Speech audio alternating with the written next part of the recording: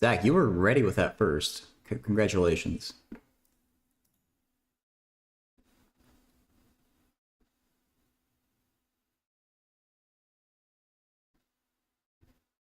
Just make sure YouTube. Okay, YouTube streams up. Um, we might start off the day with a little bit of linear algebra. Not really that picky though, to be honest. Yeah, we'll do linear algebra. Just make sure I don't have anything else like waiting for me, but I don't think so. Um, I've gotten all the way through the lectures, the MIT OpenCourseWare lectures. Um,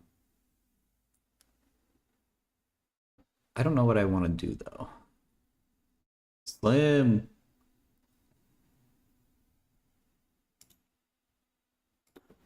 Thank you so much for the raid. I hope your stream was good. I was lurking a little bit, but I've had a pretty annoying morning, so um yeah. BizBuzz hate. Um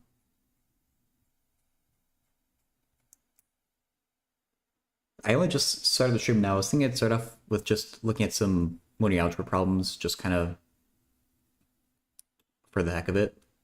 I've been going through the MIT OpenCourseWare lectures, and I actually just completed them yesterday or the day before. Like I got through them all, and they kind of ended on linear transformations, which is super weird to me. I feel like this should be way far, like this should be way closer to the beginning, but maybe there's a reason why not. And so I was just gonna choose some problems out of like these three sections here. More about Euler's formula, if this was a nice way of saying it. Oh, dang. I wish I paid more attention then.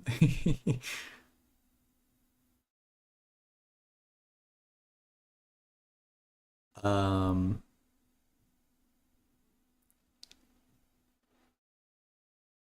let's just look at the first few here, and then we'll start skipping around a bit.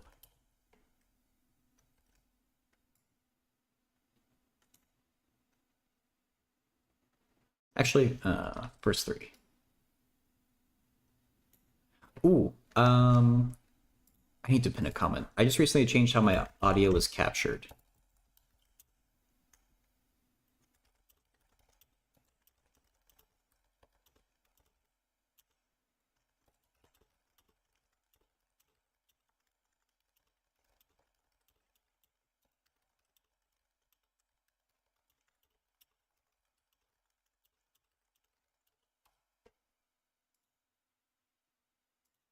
Okay, I just changed how the audio works in my OBS, and I changed it back to how I used to have it. The issue is there's a bug with Windows apparently that would make the music become choppy sometimes. So I switched it to something else, but Microsoft allegedly fixed that issue, and so I swapped back, and hopefully they actually did fix it. Hey, Poison Mouse, welcome in. The book that I was just looking at is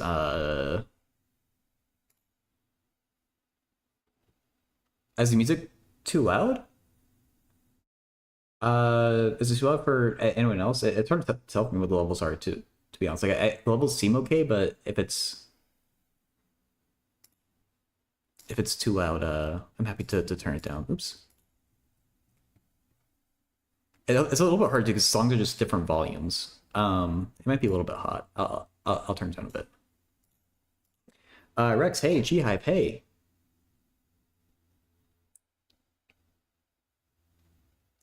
We crossed over during my PP time. Wait, like crossing streams? I don't remember doing that, but maybe. Hey, Miyoko, glad to have you. This is the book that I'm using right here. It's not my favorite, to be honest, but it's good enough. Since I've already taken a linear algebra class, so I already know a lot of stuff that it's talking about. I've just been trying to remember it. It does things a little bit strange, and I feel like I've spotted a few too many typos, but It's good enough.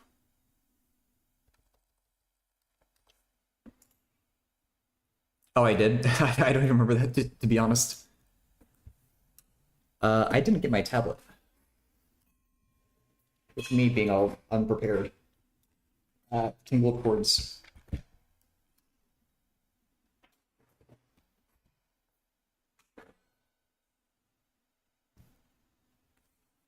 You're good. The old man, yeah, Gilbert Strang.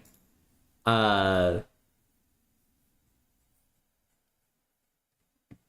I like his style, but or like he's super enthusiastic and he's really good at intuition for linear algebra. Like I feel like he's a cool person, but a little bit of how it's taught, I don't know, it doesn't work for me in particular. Whereas I feel like I would think about it in a different way than he does, but it could just be me being bad. Color cone, hey, voice is doing well. No, that's kind of been a constant of my voice going through streaks of just being terrible. Um, I've been trying to see like a what are they called, speech pathologist or whatever, to just like learn how to freaking talk without losing my voice, because I think it's just something that I'm doing. But it's a very long wait time. Like I started this process in January, and I have at least another few months to wait. I'm probably gonna move before I actually get to see one. So, yep.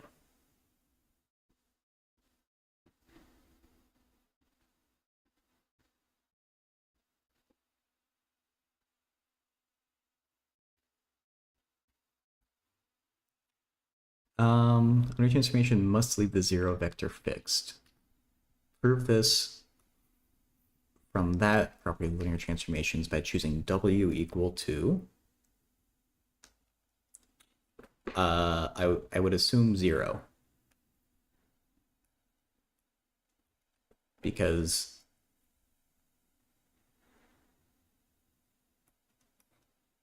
in order for T of V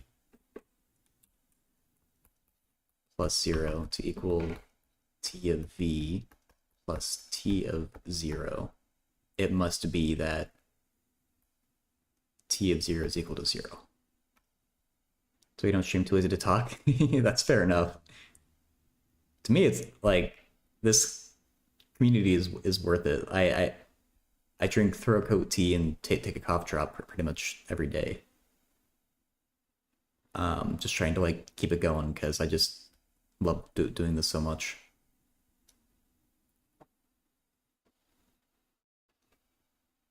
Prove it also from that by choosing, oh, I guess C equals 0. Ah.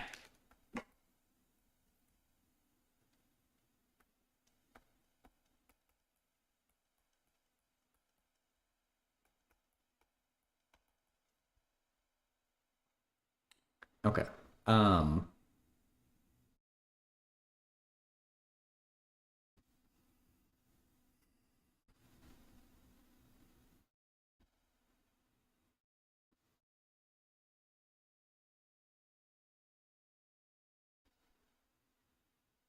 Wait. What? I assume requirement A is the addition thing. What are they getting at? Like these parentheses are really small.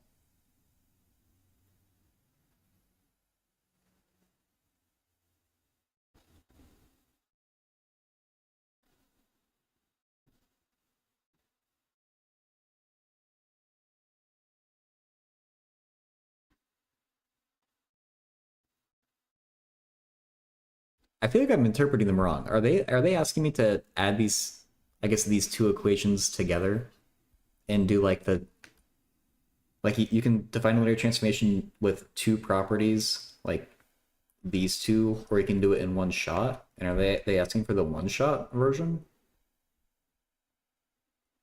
I don't quite know what they're getting at here, but we can I guess do that.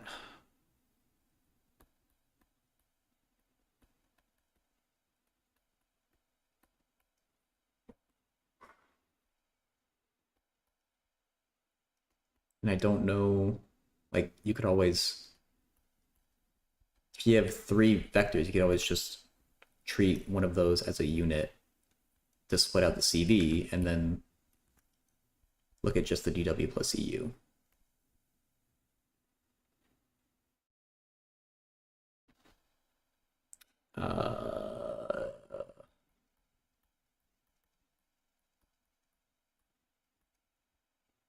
These transformations are not linear. The input is v1, v2. Swapping the coordinates, that feels linear. Therefore it is. I guess let's check our that just feels like a reflection. Oh, duh, I could write that as a matrix.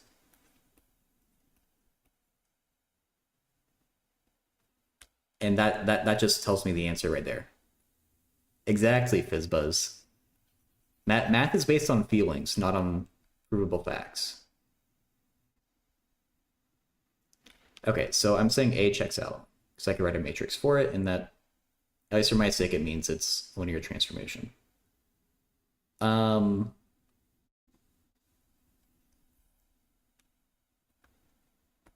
For B, I guess we could just do that.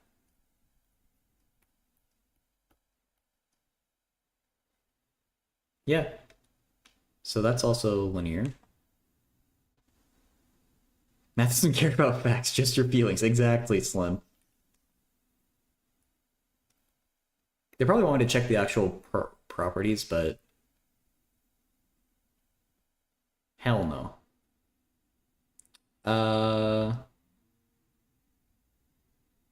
What was that noise?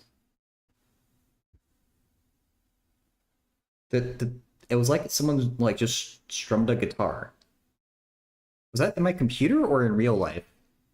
Sorry, I feel really. I'm gonna look out the window. I don't know if that was in the computer or.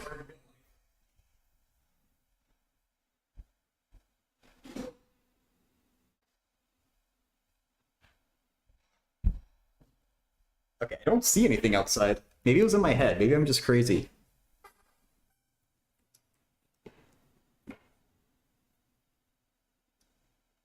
It's getting mental math champion how they did it. They just feel the answer. Oh, ooh, wait. Maybe I need to be more careful with this. It should be an invertible matrix to be linear. If it's not invertible, it's probably not linear. Is it? Is that still?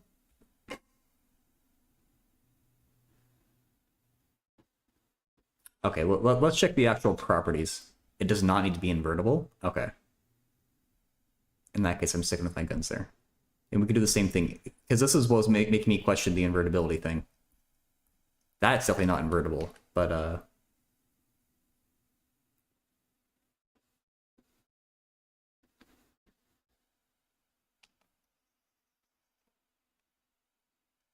yeah.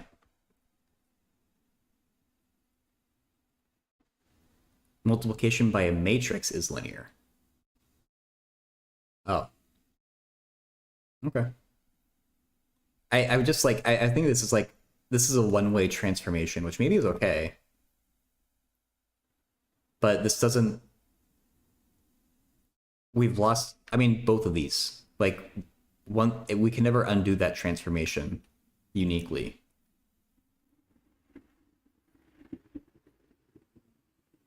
But that's probably, I guess that's okay.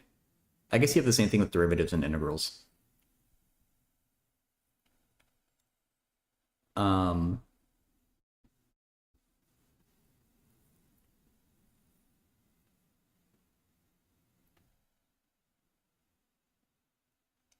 Can go null. Okay.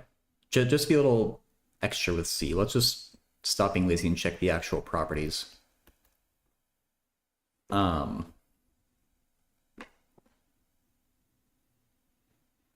If we have a constant times our vector v, we're going to get 0, a constant times v1, which is a constant, times 0 v1. So that checks out. Oh yeah, and then the addition would also check out.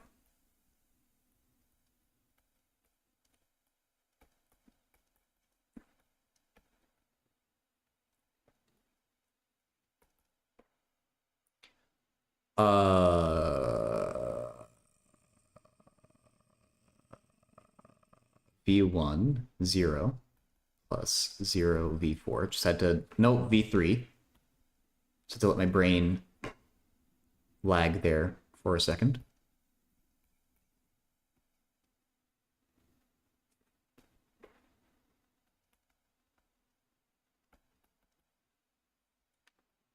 To be fair, we could put anything we wanted in that bottom one right there, but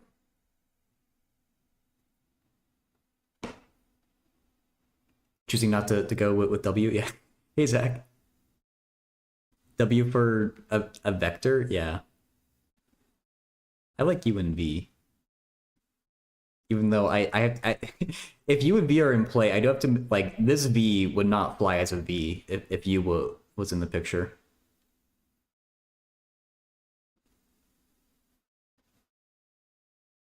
In case he scams us. You don't like U and V?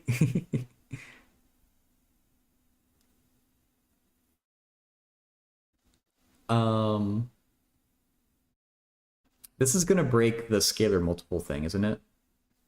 U and V. Oh well, I don't do it in cursive. Wait, cursive U is like that, right? What's cursive V? Is it just that? It's been so long since I've had to write in cursive. U, V, and W together are worse. Fair.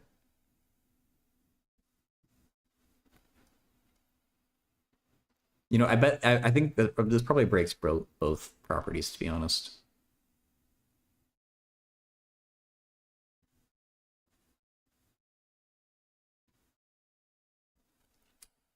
Um, V1 minus V2.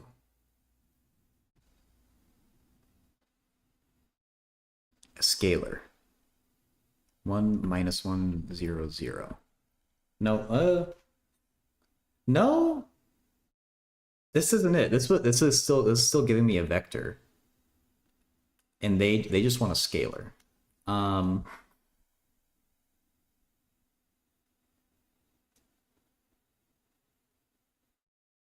Math Spellbook. Thank you so much for the raid. I hope your stream was good. Amkar, hey, welcome in. Thank you for the follow. Oh, Borbaki, yeah. This has a problem for not mapping 0, 0 to 0, 0 as well. True. Mix the pick?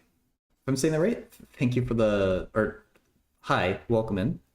For anyone who's new here, I'm Don. I do math help streams. I also play games. But right now I'm mostly doing math. Dude, I'm sorry, my brain is working at, I feel like, half capacity right now. What am I trying to say? What I do in the downtime when there aren't questions from chat is I do some studying. So right now we're looking at some linear algebra, just like properties of linear transformations. I got it? Okay, good. Hey, Clonk. Hope you're doing well. Don't need to get it back to the same dimension. Yeah, I'm just realizing that it wouldn't be a 2x2 matrix. If I want to bring a 2x1 to a 1x1, I need a 1x2. And so even though it's 1x2, that's still a perfectly definable matrix, right? And I think it would pass all our... Hey, SG1. It definitely passes the scalar multiplication thing, and it should pass the addition thing. Just trying to do it mentally. V1 times V2. That does not feel linear. Therefore, it's not linear. No. Oh, we're gonna get the scalar multiplication gets messed up, right? Because we would get a c squared. Uh,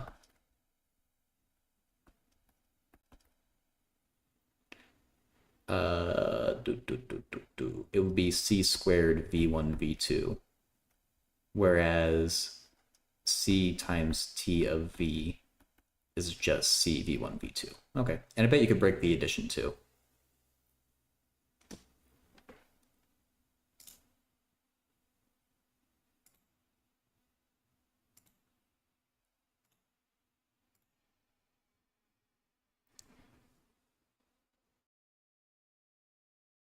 Zero second, the simplest linear transform, I guess. Like sending everything to zero? I guess so, yeah. All right, Amkar. Thanks for popping in and coming along for that raid. Hope you sleep well.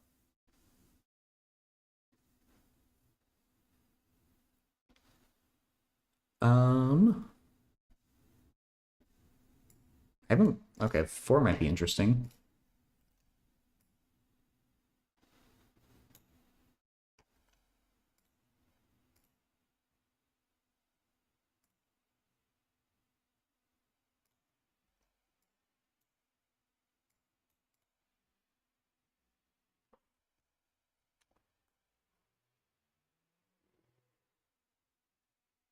Oh no, this is still linear. I guess it should be because it's just doing one matrix after another. Um, but let's see. Maybe I guess there's apparently cases.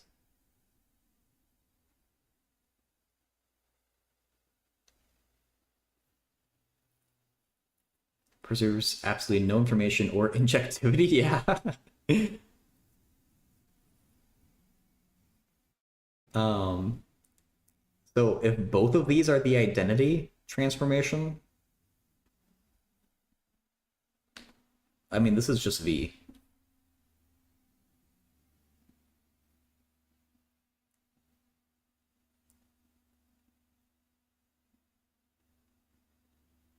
That's why the chain rule works in multiple dimensions. What the hell? That's a connection I would not have thought to make. For the chain rule in multiple dimensions, are you talking about the thing that like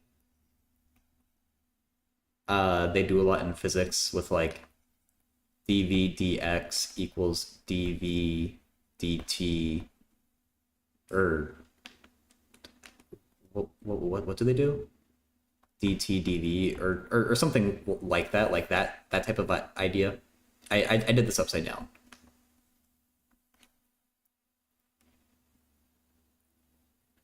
Okay, interesting.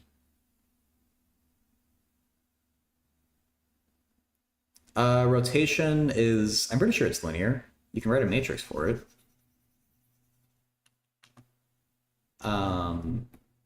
Slim was just constructing this yesterday. Slim is Academy of Useless Ideas. I did it wrong, didn't I? This is wrong. I swapped the sines and cosines, I think. It's something like that, but yeah. I think I just swapped the sines and cosines. Oh wait, you're saying v1 times v2 is linear? No, it breaks the properties. v1 times v2, I don't think that's a 45-degree rotation. All right, sounds good, Matt Spellbook. Thanks again for the raid. Hey, Nick Ship.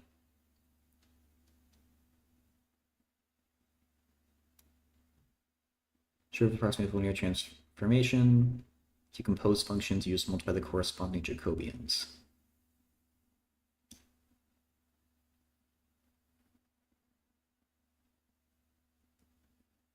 Okay, this is like what you were getting at yesterday with the Jacobians, because I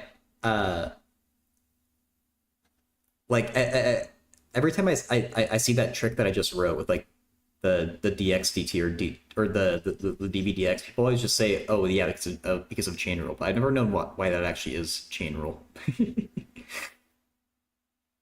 I'm still not completely clear, but at least that's starting to get at it.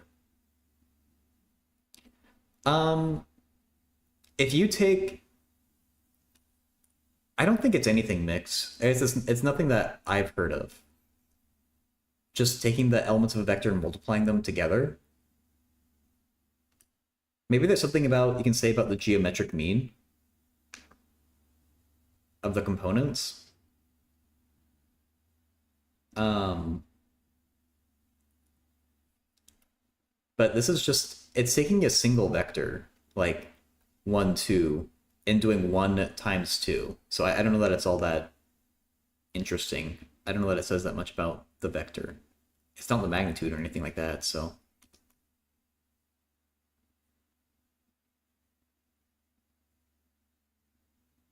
Oh, think about like a projection?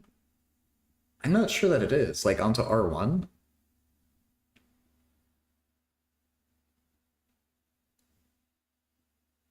If you, I think if 0 for rotation? I'm not sure. S and T are linear transformations. Um, it's apparently a question that's been posted.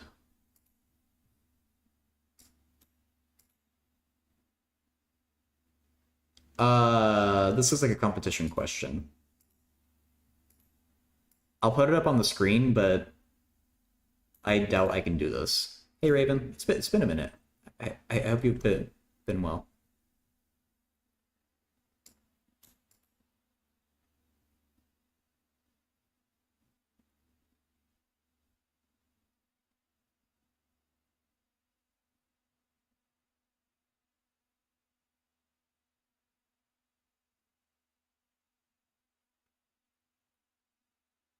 The right side of the chain rule is just the expression for multiplication of the two Jacobians.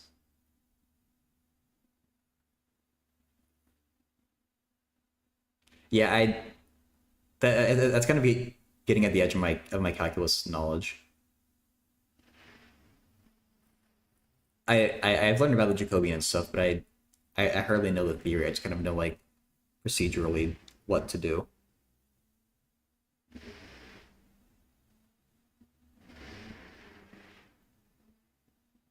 Texas chain rule. Lone Star calculus.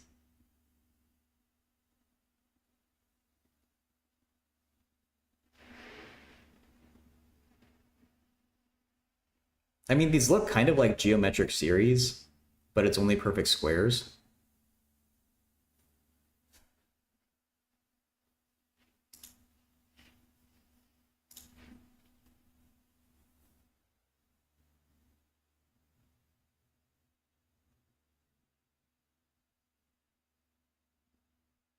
No, that's not geometric. I'm sorry. That's a P series, but only perfect squares. Or what am I saying? I don't know what this is, man. Wait, it's 1 over n to the p. That is okay. Never mind. Azies.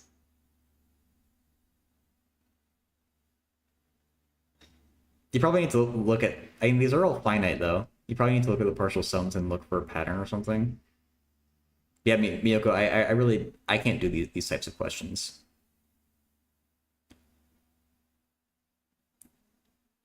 Um, whatever tricks they need, I just don't know them.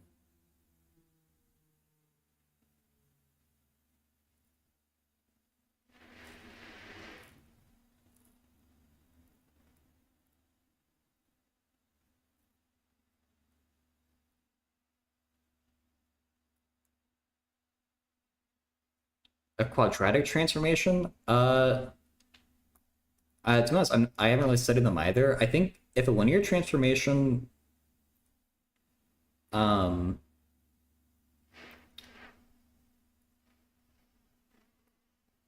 a linear transformation will take a vector v. I hope I'm saying this right, and use that.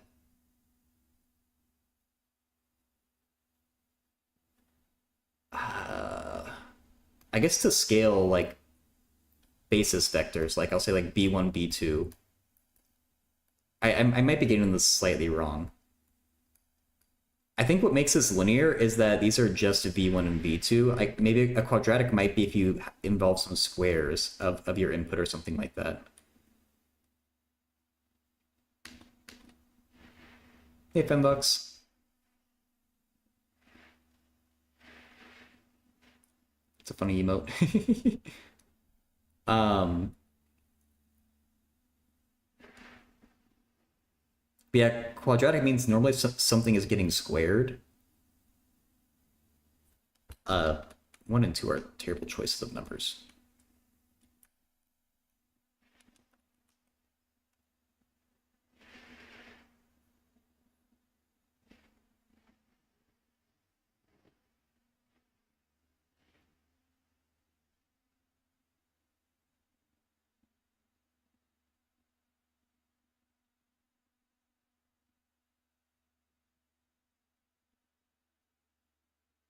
But yeah, I'm sorry. I'm sure there's a way to do it by looking at the partial sums, but this is just that question is going to be beyond me, Miyoko. Um, a quadratic form is a function of the form.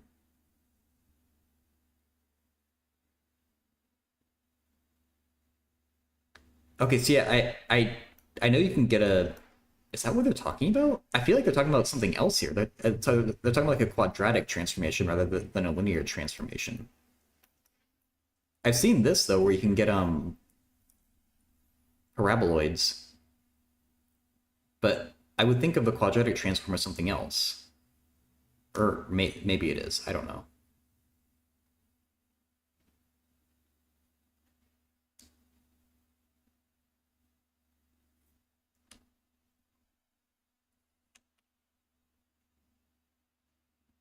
Yeah, yeah. Or I assume the quadratic in this question means something a little different.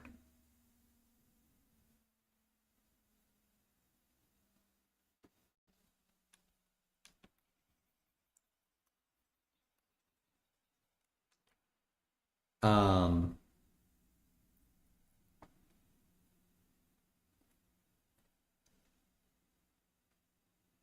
oh, I see what they're getting at here at least. S of v1 plus s of v2. They did not give enough space there to write that. um, and then you can split that again. TSV1, TSV2. And that shows linearity. Well, we should do it with the... Why don't they have us do it with a scalar multiple? It's easy, but I feel like that's worth showing if they're going to ask a question like this.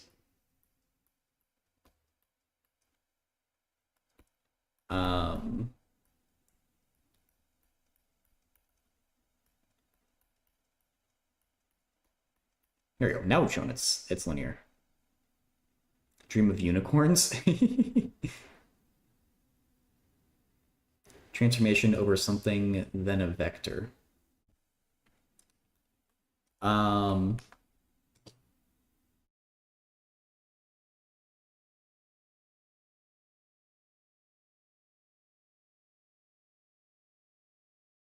Yeah, I mean, someone else in chat can probably answer that better than I can, but as far as I know, you want to or like the vectors don't have to be like arrangements like lists of numbers. Vectors could be like functions or something else entirely. And the same stuff still applies. I haven't really studied it for myself though, so I don't know, but as long as the thing you're calling V could be anything as far as I know, as long as it follows the linear transformation rules. Yeah, finite groups I don't know specifically. Um,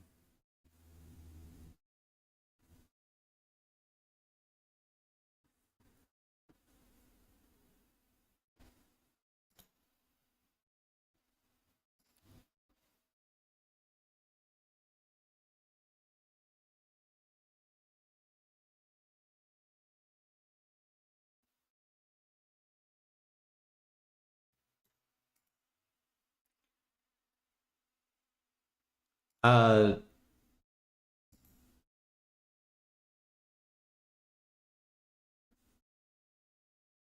I see the hint, Miyoko, but I don't really know what it means. I'm sorry. Like, I am really out of my depth of the question that you asked. I don't even know where to start with it.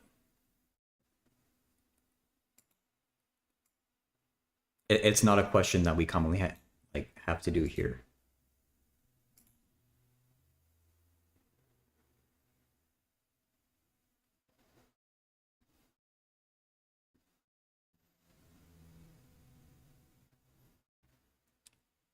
Can we get something more exciting?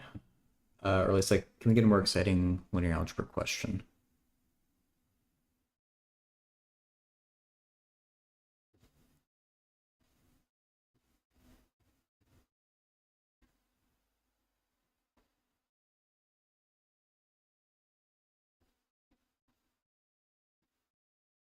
Yeah, sorry, Miyoko.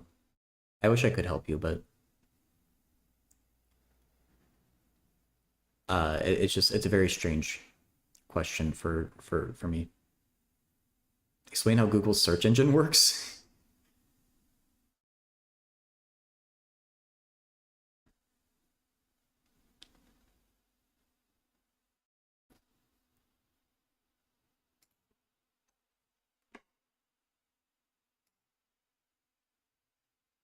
7, 8, and 9 could be an interesting bunch of questions.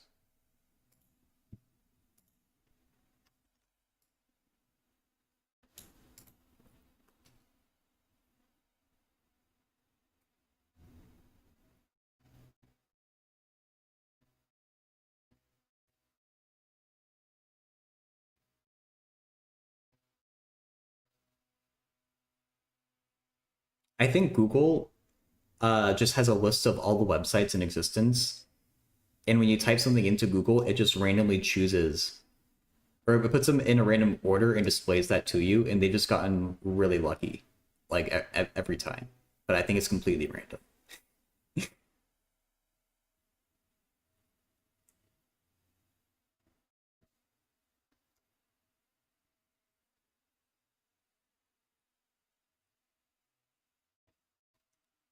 Uh, for these transformations, v equals r squared to w equals r squared. Why not just say r2 to r2? I know I'm saying squared, but no one says r squared.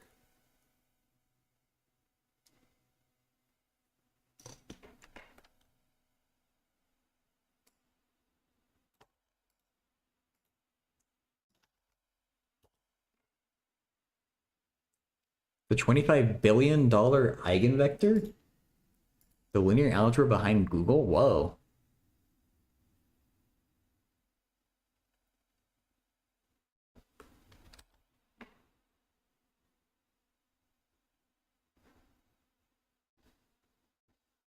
A weighted link matrix.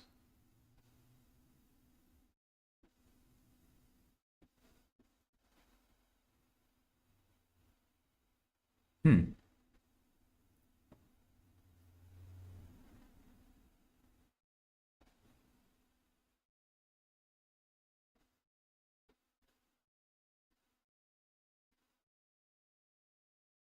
This is a pretty awesome paper. Having barely even like read it yet, but like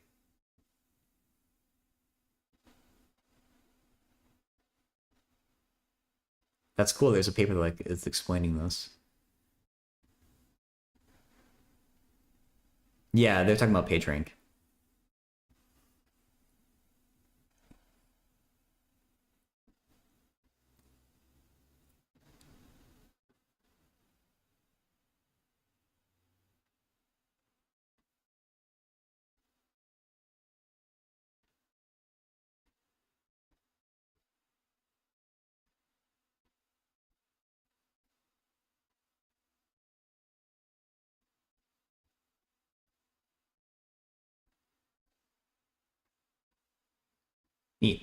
Uh, I might want to take a closer look at that sometime. But I'd rather not just like read an entire thing on stream right now. He's usually quadratic would be. Oh yeah. Um.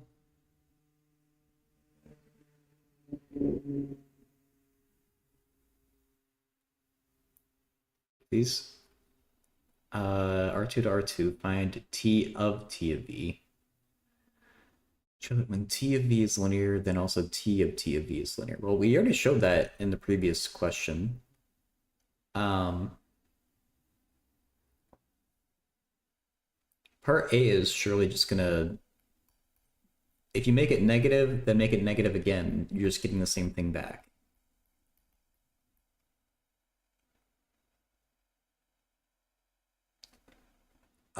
And I guess you could also show that, you could also actually like calculate that, but meh. There's no way in hell that's linear. It's gonna break, it probably breaks both properties, but the multiplication one is the easiest one.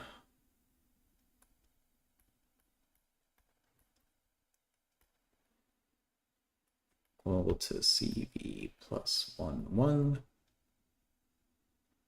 Can I squeeze this in? Which is not equal to C of V plus 1. There we go. It's a projection. Well, that should make it linear, right? Ooh, the average of the components? Is that projecting onto the line y equals x?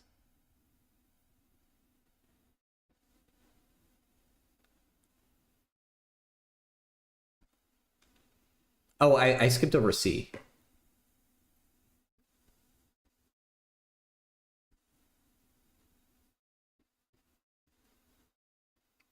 If you do two 90-degree rotations, that should be a 180-degree rotation, which means you just negate the components. Yeah.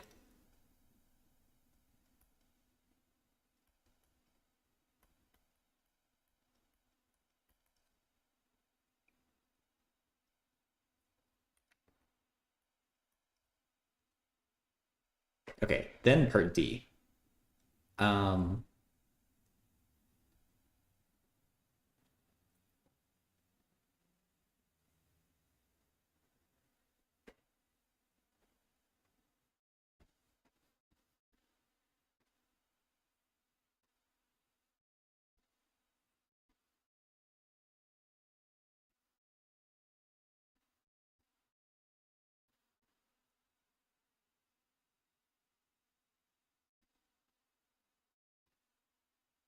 what am I thinking?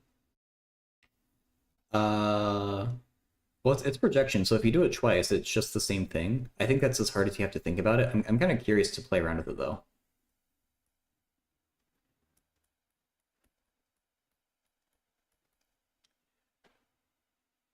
But if you project something twice, you're not doing anything at all. I mean, you may as well only project it once. But I am curious, like, geometrically, what that projection is doing. I assume it's just being projected onto the line y equals x, because if we have what should we call that? 1, 3. That would get mapped to 2, 2.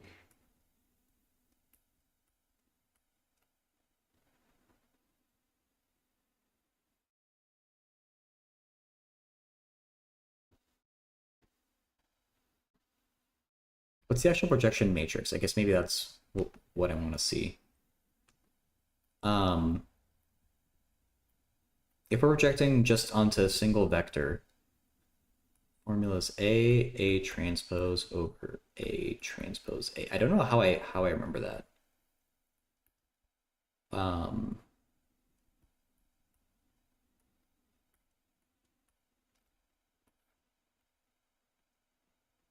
The magnitude of that is root 2. But where that's the square of the magnitude, so it's just 2.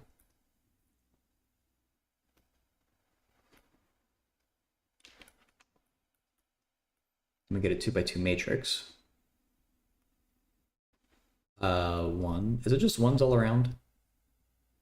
Because we would do that column times that row, and that's just, yeah, okay, so ones on every one. Oh, hey! That does indeed check out. If you take any vector and multiply it with that matrix,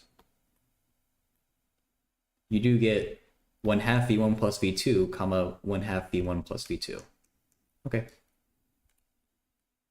Math checks out.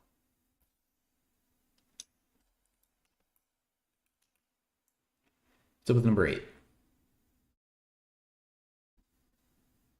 Find the range and kernel.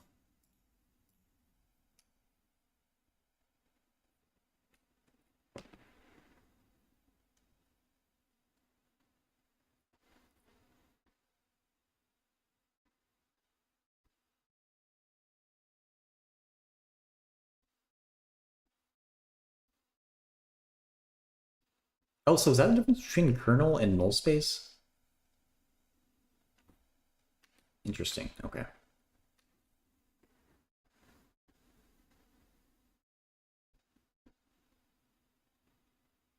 So I guess we would want to find what matrix goes along with that linear transform.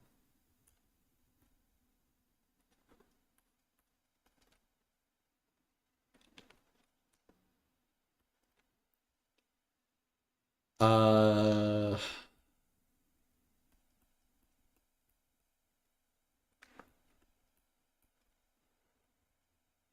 am I writing this all out?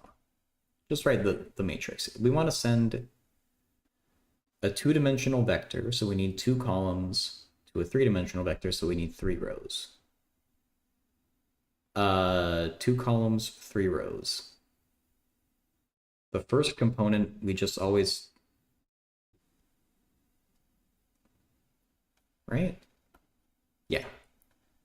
Then we choose -1 of the second component, then we choose 0 of both components. That's how we think of that.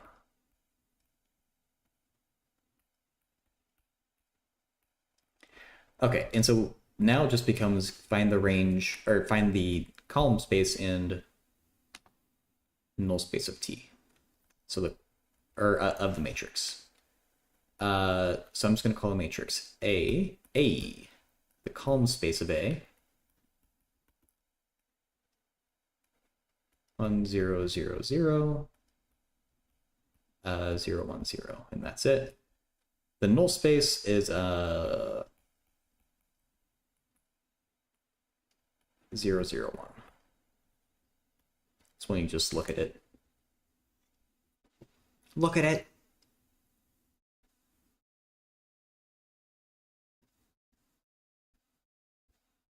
All right, what's up with B? B is just taking away the third component. Basically, will it be a projection onto the XY? Yeah, that's a projection onto the XY plane.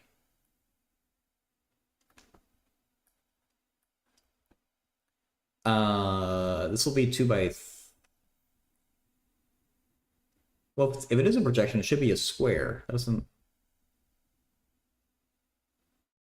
Maybe projection isn't quite the right word. Or...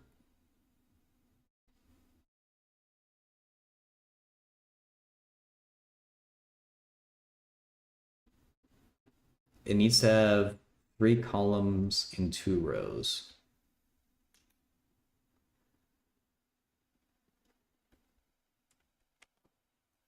In part A, the output is R2.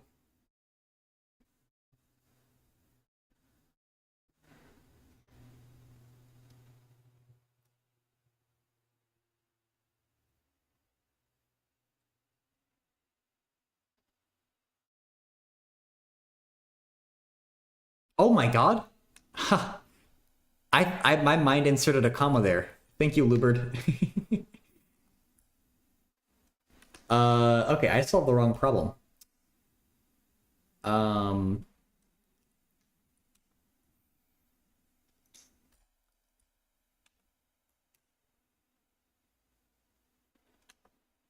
I guess we're actually...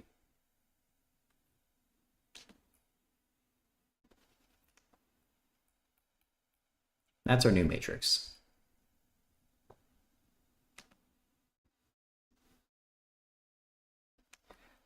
Okay. So yeah, that changes things. Column space, 1, 0. Null space, 0, 1. All right. Better? So now we need 3 columns and 2 rows.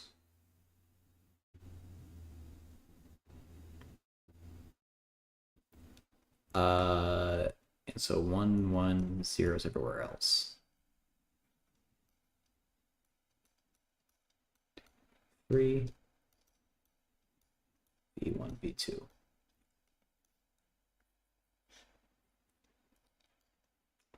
Okay, this thing has a full column space.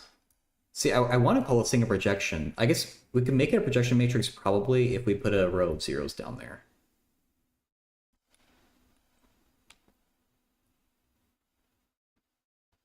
So I'm thinking about like a projection matrix needs to satisfy p squared equals p, and that doesn't square.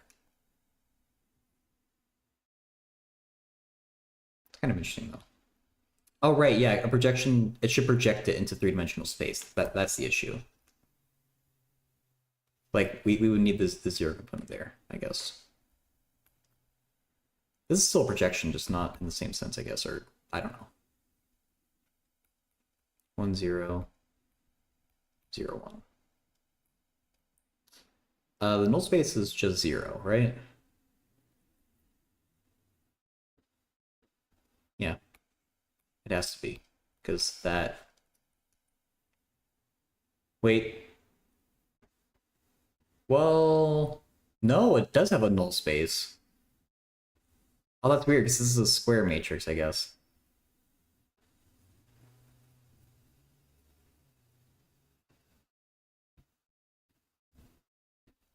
V3 could be anything. Yeah, it's weird, because it's a square matrix. Or rectangular, the opposite.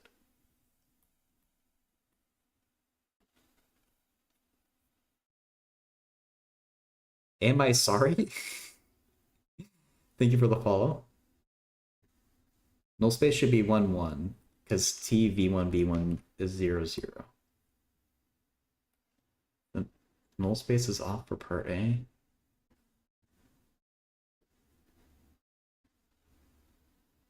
Oh, yeah, you're right. Yeah, thank you. 1, 1. Oh, I think I was getting confused. I think I was thinking that the column space is orthogonal to the null space. I think the column space is orthogonal to A transpose. Null space. But yeah, 1, 1 makes way more sense. Thank you, Luberd and Borbaki.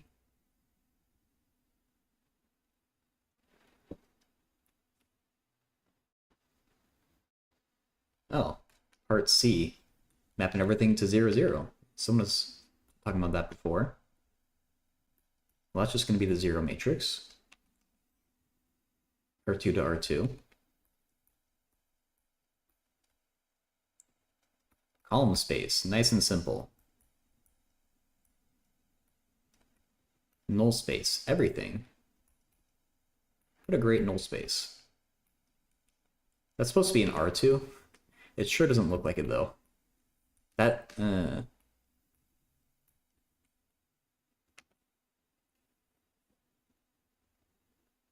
Samurai Sandwich, welcome in. Do I need to transpose? Transpose, are you talking about like part B? I think I'm okay. I hope I'm okay. 2 by 3, 3 by 1, puts out 2 by 1. I think those dimensions are okay.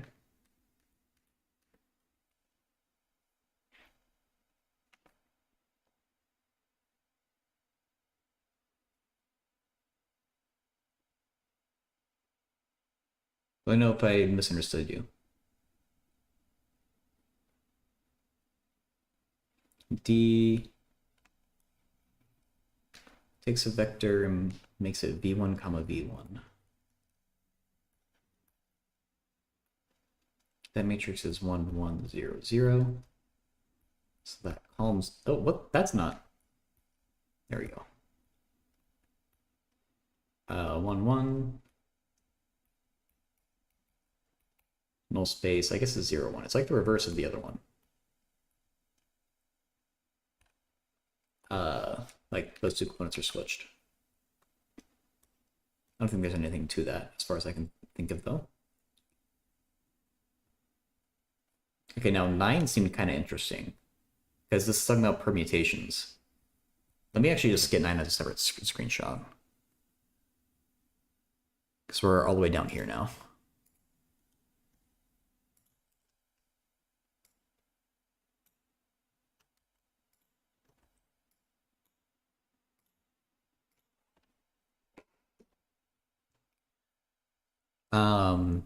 This is just a permutation matrix.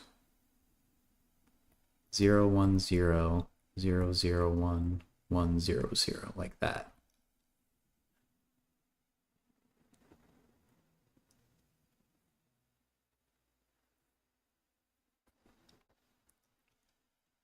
And so t of v, that's not v.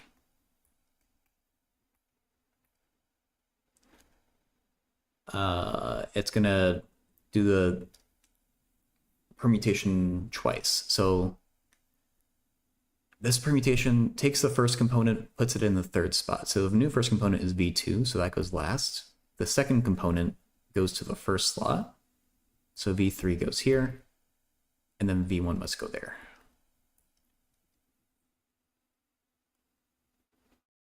We could have also squared this matrix and found that too.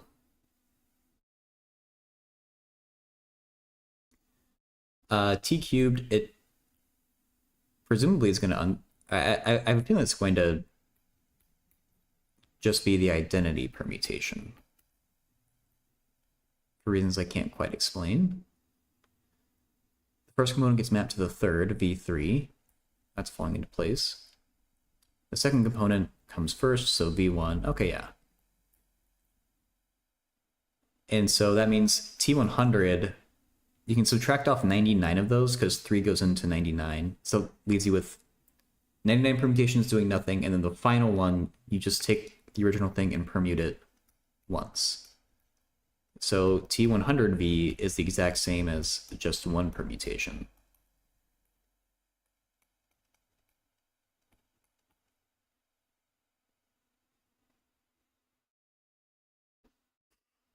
I wonder if some poor soul has actually written out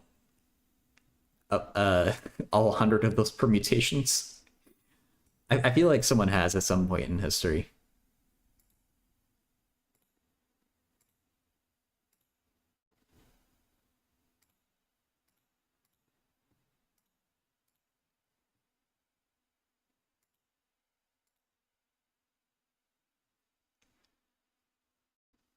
Okay.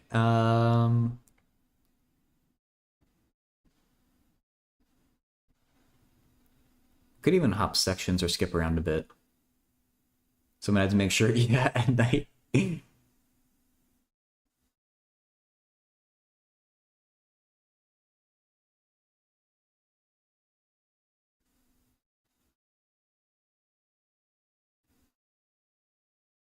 know what? 11 might be important for me to see.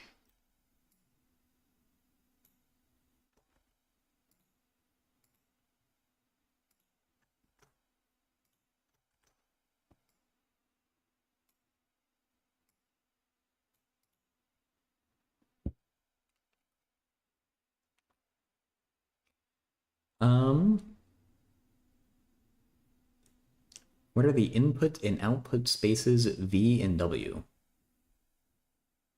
A is M by N. So the input is N by 1. I mean, I guess it's n by something. I assume we're talking about vectors, though.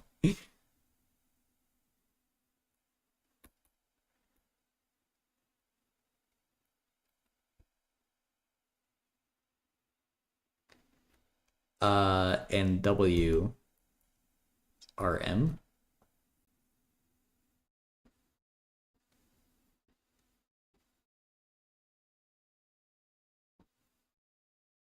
Why is the range of T equal to the column space of A? Um,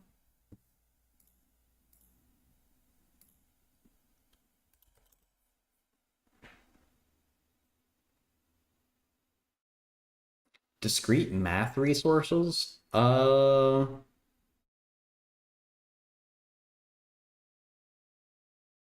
a good question. Not offhand, no.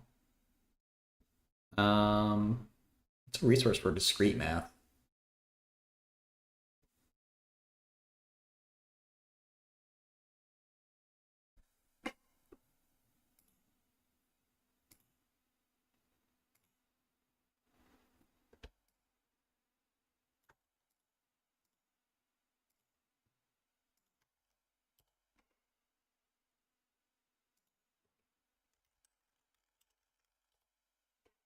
The most secretive of all maths.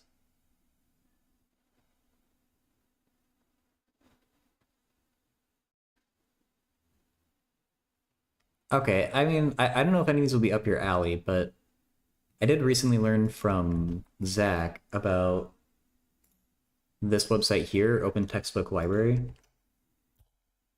Just textbooks that are completely free to use and used by actual universities. And so there are quite a few discrete math books here. So if one of these sounds like they're similar to what you're looking for, that might be the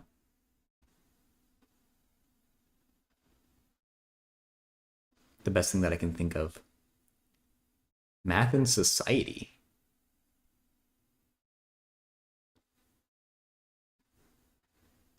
For liberal arts majors, that's kind of it. I wonder what they're doing.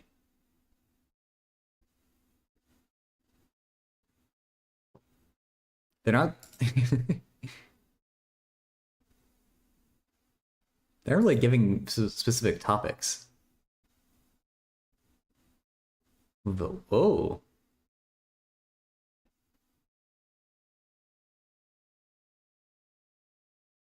That's quite a set of topics there. Huh. I don't know, it's always interesting seeing math things for non-math enthusiasts. But yeah, I think it's the best thing that I can think of at night.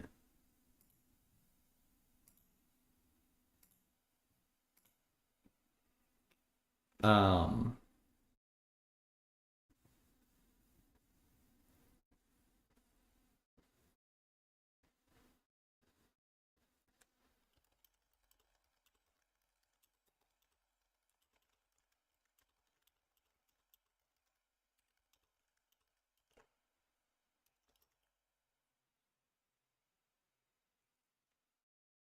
yeah, for Baki, that's my thought too for B.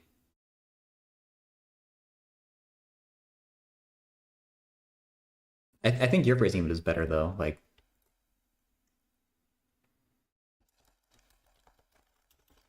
linear combination of the columns of A.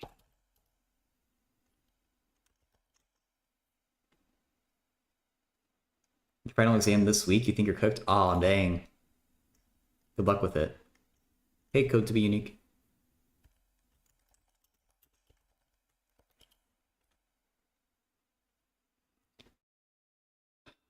Um. Okay, I need to see how the book is actually defining kernel.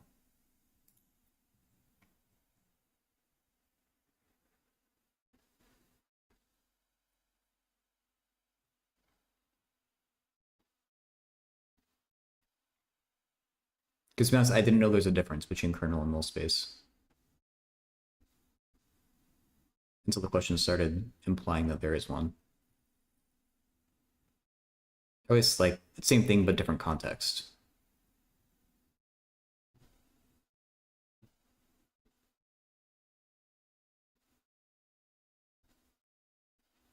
I didn't see kernel anywhere in this chapter. Hello, Control F.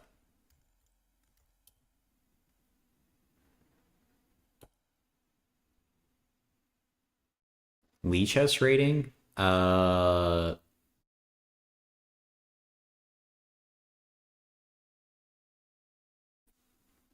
Okay, I assure you kernel is somewhere in this. I don't remember what my Lichess rating is. 1512, apparently. In Blitz.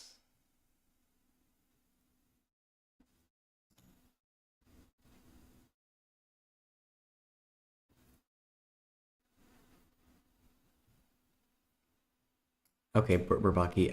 I want it's just weird to me. I did Control F for kernel in the book, and that showed up with absolutely nothing. And I want to see, like, there's no way that's true. 405.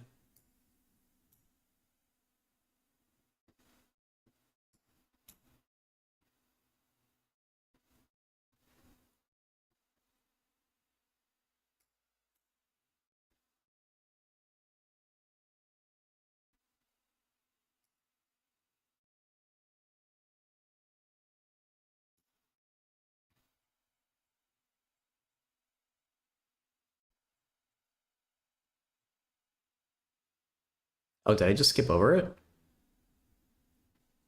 It's allegedly on this page.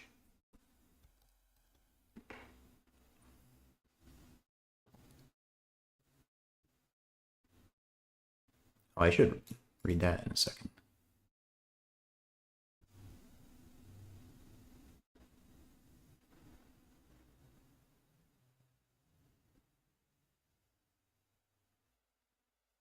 There's kernel. Why isn't it bolded?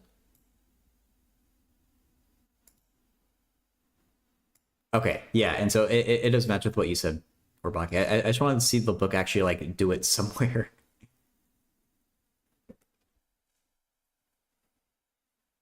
Is that good? I don't know. Like relative to chess.com, that's like a 1200 over there, I think. Luchas ratings are kind of inflated.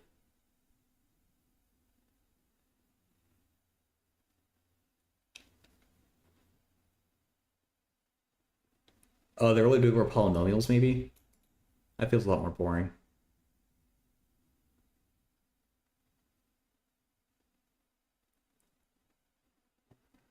Skitty, thank you for the follow. It's cool to have a Pokemon following me. Okay. I mean, this is just kind of the definite, like... this feels like just look at it, but that's not really a valid answer. And it's all stretchy.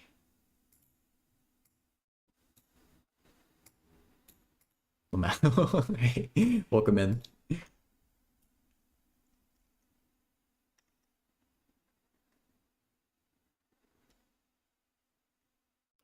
Um,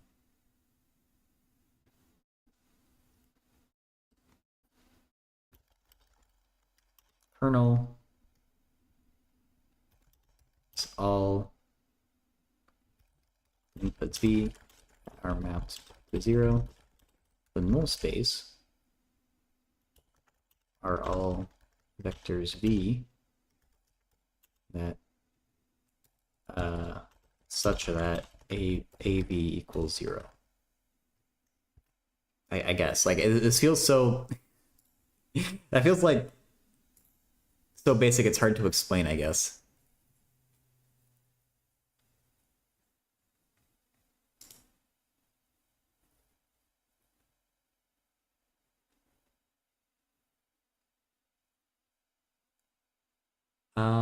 13 to 19 may be harder. Give me a challenge string. Do your worst. Actually, don't, but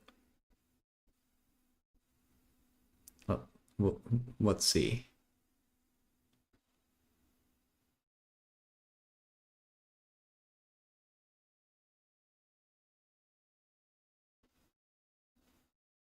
All right, let's bring 13 in.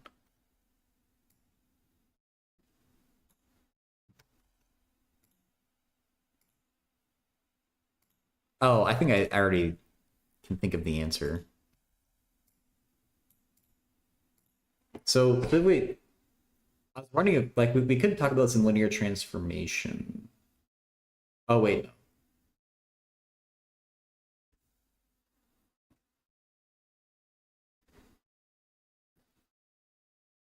Okay, so this one is a little bit. This one is different from the previous questions because now we're mapping. Do you say just R2 by 2 to R2 by 2? I think that's how you say it. Um, but I assume the answer they're looking for here is that matrix multiplication still takes linear combinations of the columns of A. So T is still linear. I assume that's what they're getting at.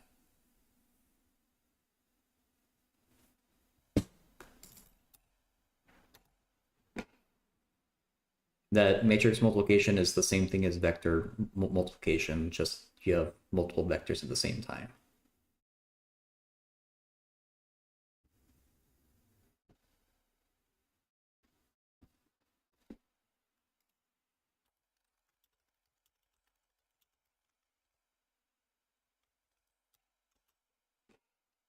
That one might be worth checking the answer though in case I'm missing something. So this is 8.1 problem 12.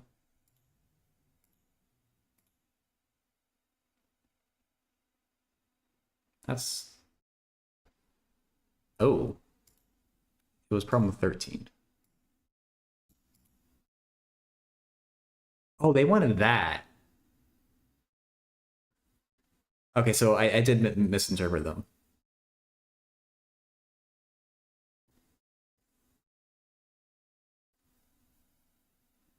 I feel like what I said is also true though. I don't know. I guess what I said it was missing. I don't know. Actually, wait, which one am I doing next? Yeah, Burbaki. That I guess that's what they wanted.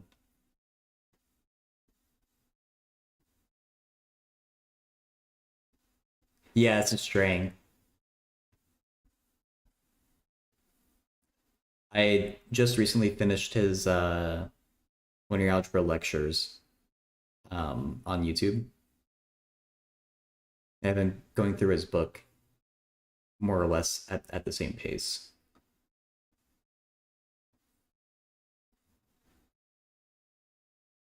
Yeah, I've taken a linear algebra class before, but it was a long time ago and I've forgotten so much of it that I'm trying to like go back through it and remember this stuff.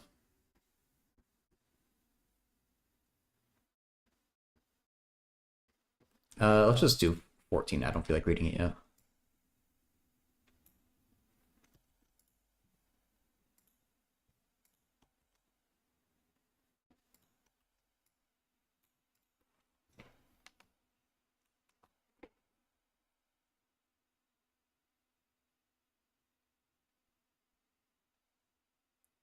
The range of T is the whole matrix space V, and the kernel is the zero matrix.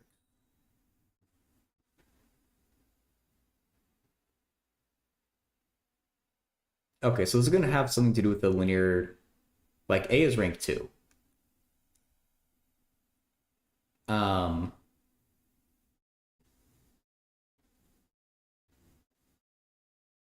how do we actually prove that? I guess we can say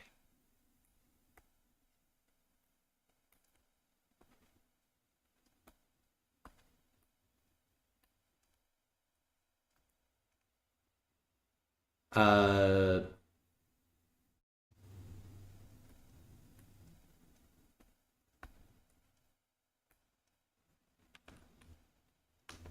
maybe think about the columns of M. Wait, is that what I want to do? Yeah, Bourbaki, that's what I'm thinking too. I just don't know, like, I'm trying to put that idea into a proof, I guess.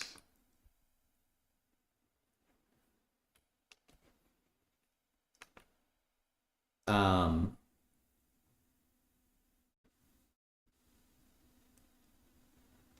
can you ask a question? Should be morally neutral? Yeah, sure, syntax. It's an improvement. I mean, doesn't never just say the columns of A are independent?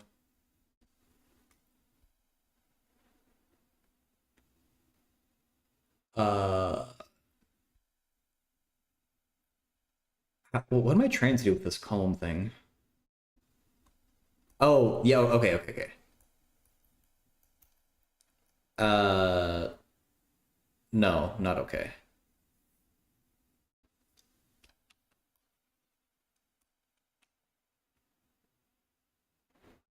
Take the determinant. Would that help?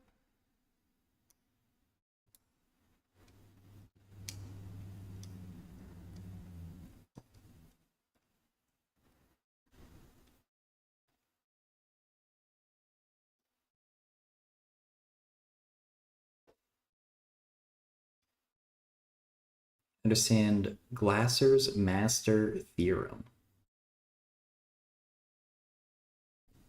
Uh, sure. I can try.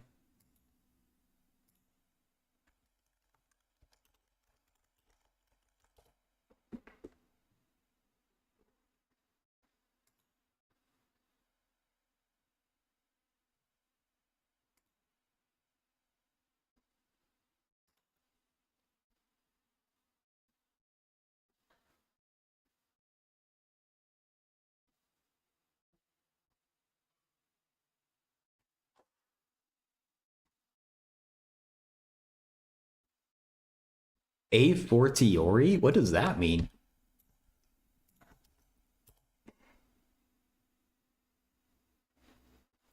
Okay. That's a new Latin phrase for me.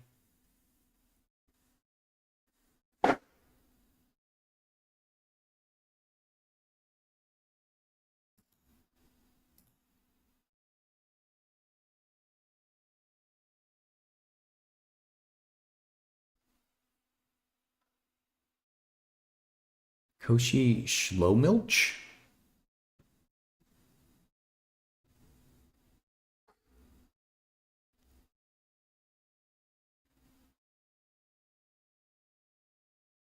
Oh, nice, Bourbaki. Yeah, that's the simplest way, I think.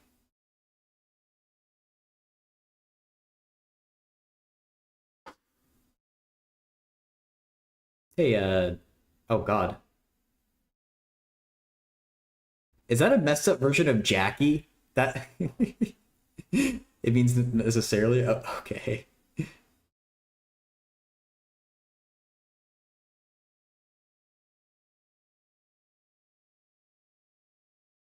What an incredible name.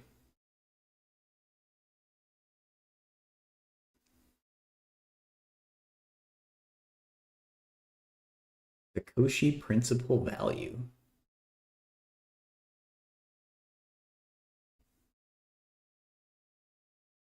Okay, well let me look at the master theorem rather than special case. Wow, there's not a lot to that. Jacques. Oh, okay. I remember Jacques then. Let's prefer Jackie.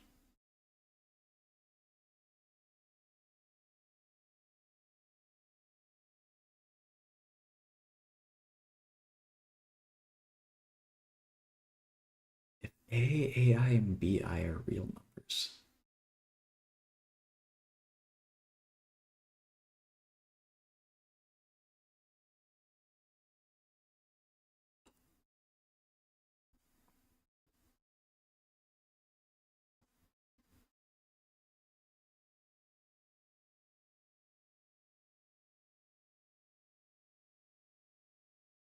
It's so weird that this is DX.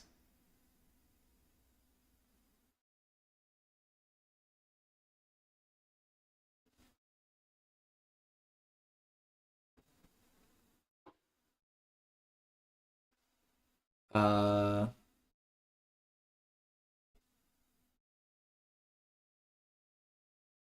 yeah, I mean, I guess that's basically what syntax's question is. I never heard of a Cauchy principal value.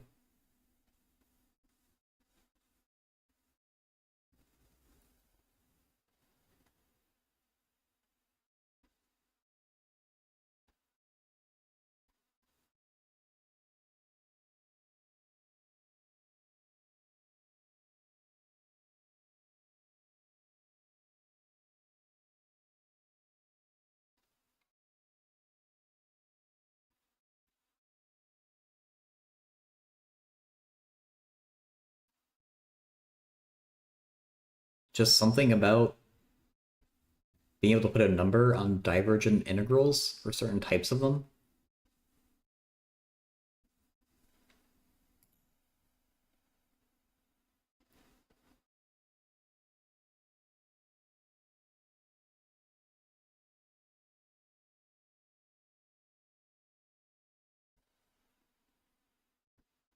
Oh, interesting syntax. Particular way to take the limit in intervals that go to infinity. Yeah, I've heard debate about that exact integral syntax for 1 over x. Oh my gosh. Oh, that's a good stretch. Okay, sorry, that one just like snuck up on me. Um,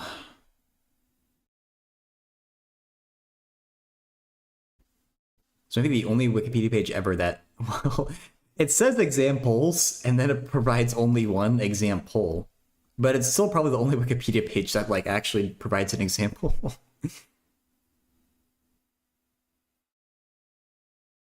uh,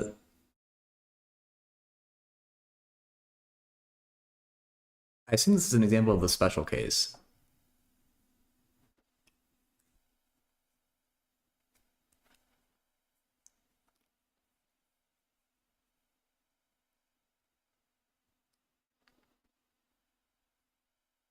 Oh.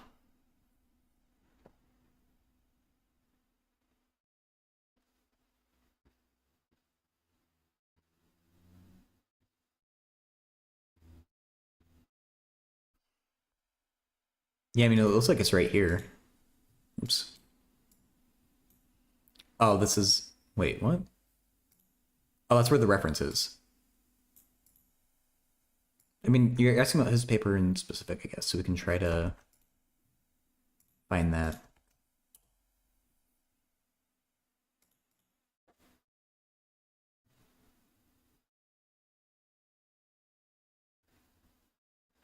God, every time I see FU in a paper, it kind of makes me laugh. Oh no, I hate Bill Gates. This is false advertising. Ah, 1 second.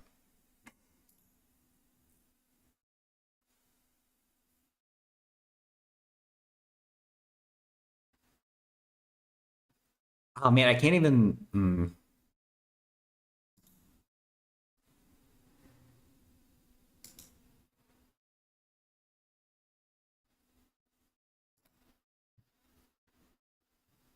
1 second.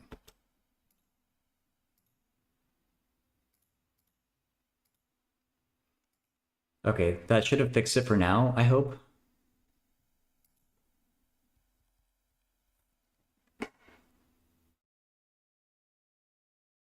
Okay, it's probably going to happen again after a certain period of time.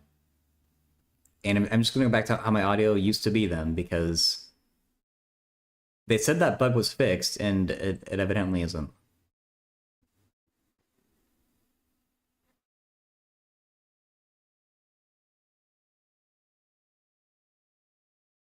Does my OBS need an? I don't think so. I don't have to look into that again.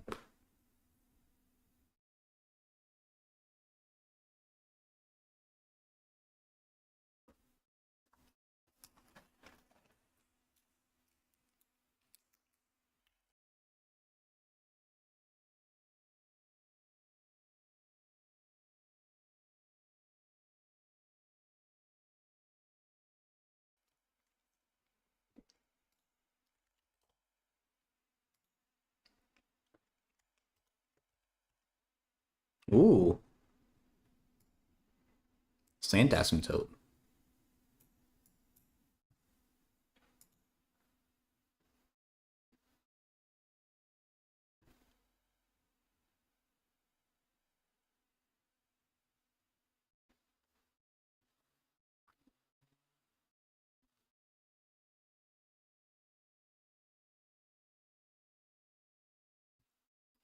Oh, this is quadratic formula. Okay. What? Negative parentheses x minus 1 over x squared. Whoa. Bimodal.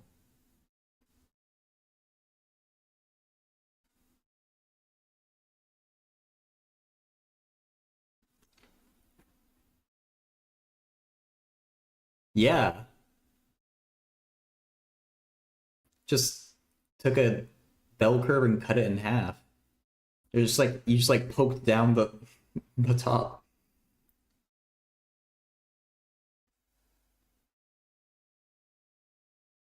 Hmm. It's a funny graph.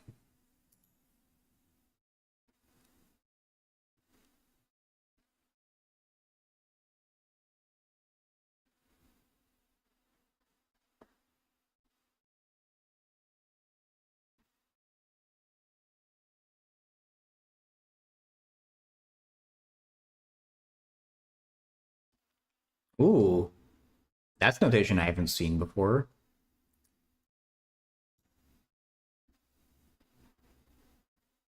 I assume that has to do with the zero limit.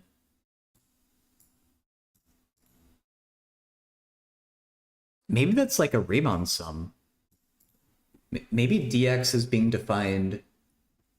Maybe it's like a left Riemann sum. That's what I bet that is. Because you couldn't do a right-handed Riemann sum around zero.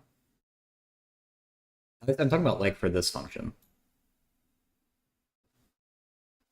I don't know what f is supposed to be, I guess. The sign for the... Oh, maybe that's it. That's probably... Oh, wait, okay, yeah, that makes more sense, I guess.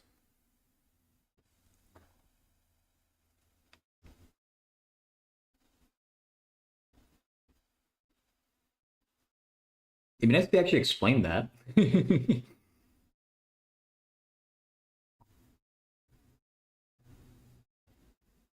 All integral signs denote the Cauchy principal value. Okay.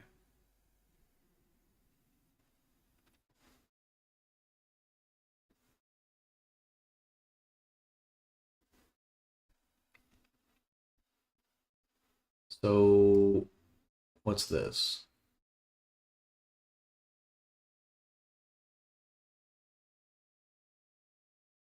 No, FU.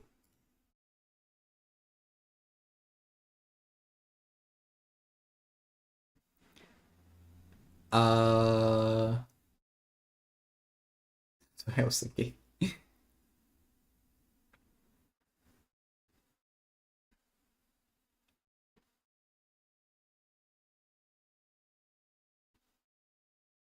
Okay, so I think what's happening here is they're taking dx, the dx minus. Oh, it's just a little blurry. There's x plus or minus. I see. Okay. I think what they're doing here is they're finding dx minus by taking the derivative of this with the minus sign. And they don't actually find it, they just call it x minus prime. But I think that tracks that dx minus is equal to this thing with a minus sign derivative du.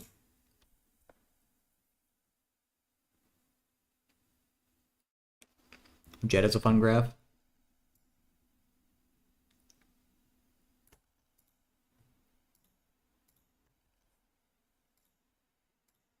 Ooh, Desmos is angry. Oh, at the number of the sheer number of parentheses. Hey, Aziz. Or what's up, Aziz?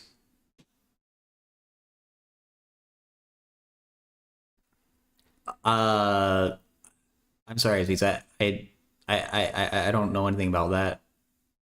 I try not to talk about stuff that's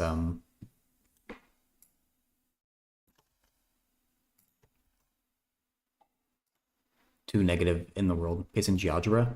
I don't know how to do GeoGebra. And the real kernel. Yeah, Cal homework. If you have the question from Cal homework, I would love to answer it.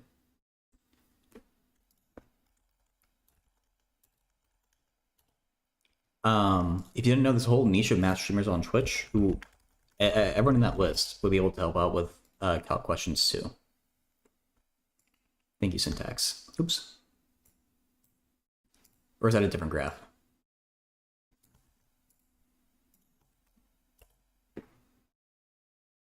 Oh, different thing? That is a cool one, though.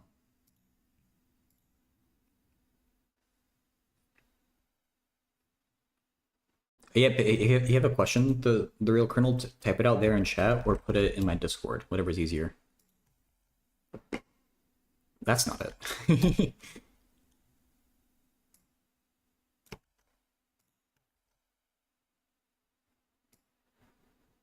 Oh god. Whoa, it's like drunk x sin x or something?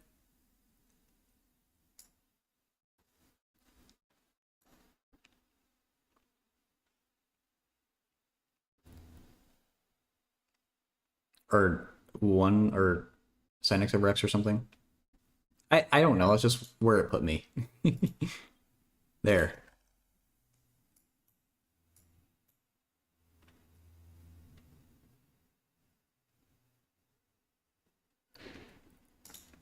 Neat. Okay,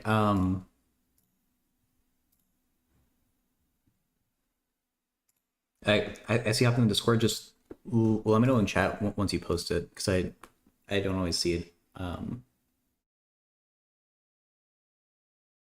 immediately. Okay, but I think I understand this line at least. Yeah, actually, I'm gonna delete the message. I don't want anyone else to like pick up on it. That does tend to cause arguments. I don't want arguments. Okay. Let's talk about that part.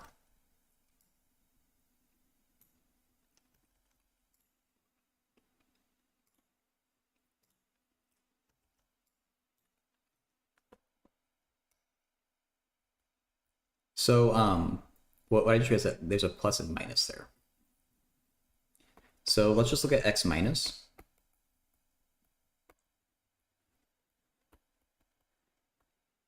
They're using some shorthand here, but basically, just like a normal u sub, they want to take the derivative of each side, so they can sub out that dx minus.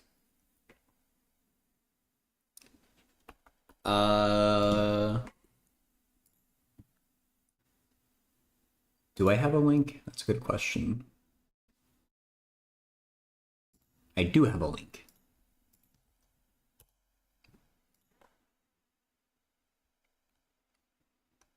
I didn't switch between a few playlists, so that's one that's currently on.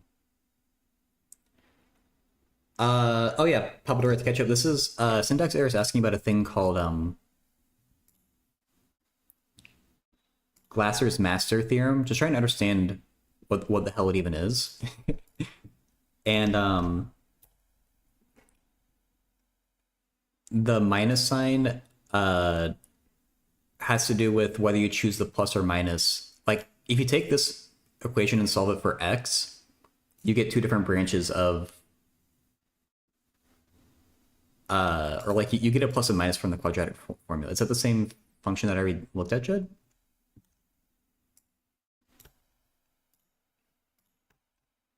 Oh yeah, that does look a lot cleaner here though.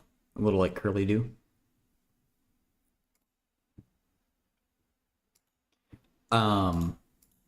What the hell? Oh, I have blink control. Zoom? What about it? Yeah, it's just like the absolute value sign.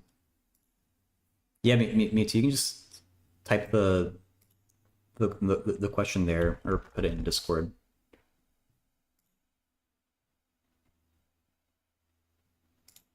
So if you put it in Discord, then tell me in chat, because I might not see it immediately. But yeah, so we're trying to that's what the plus and minus are. So syntax, if we just focus on the minus one for now, we take the derivative of each side. So it's going to be dx equals something du. And rather than actually calculate this derivative, they're just calling it x prime minus, which it is. It is the derivative of x minus in terms of u. They're just kind of being lazy and not actually getting that derivative. But I think that's all that's happening. In making the claim that that piece is equal to, I assume this preserves the infinity in the 0 minus f of u x prime du. So I think that's all that's happening there.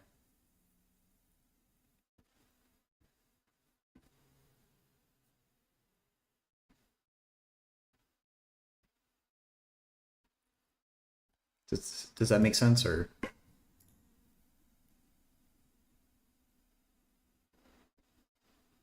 Separation. Oh, and then combining them, we can do the exact same calculation for the plus.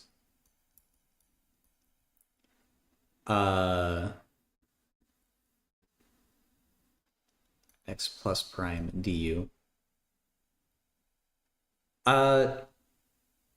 It's a little bit sketchy with the one-sidedness, but I assume the principal value stuff makes this the exact same thing. Oh, yeah. Yeah. I assume it's the exact same thing as like the integral of 0 to 1 plus the integral from 1 to 2. Because those ones match, you can just make it a single one.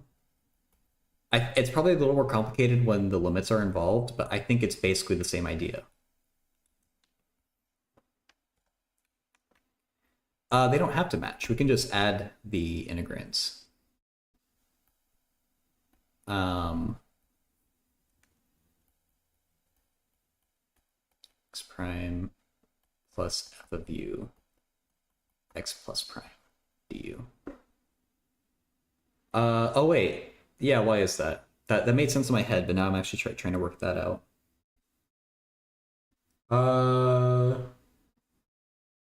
No, that doesn't make sense. Yeah, or that doesn't make sense the way I was thinking of that.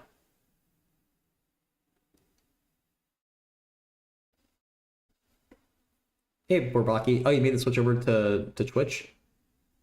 68? There you go.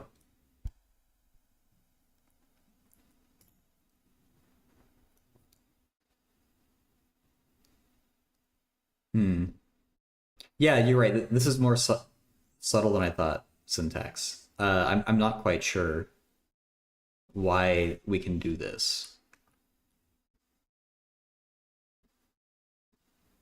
Yeah, Rabaki, if you're on YouTube, there's not too many math streamers who I know of, but on Twitch, there's quite a few.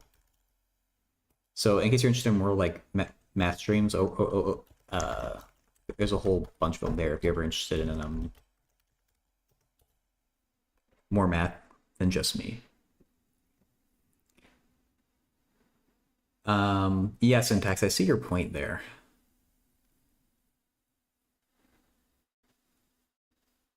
Bit of a dogged fella, I guess so.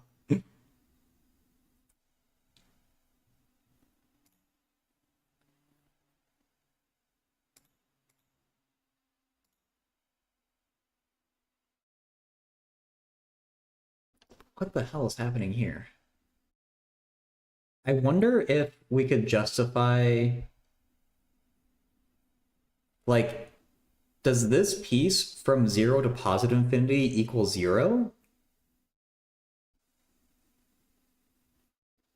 Um, that could be that would make this work, and vice versa with this. Like this piece from minus infinity to 0 is 0, so it wouldn't actually change the value.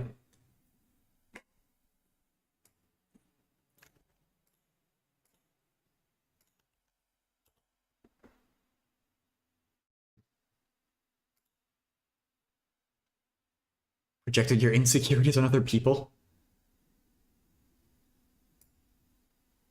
Oh, whoa. That's crazy, Burbaki.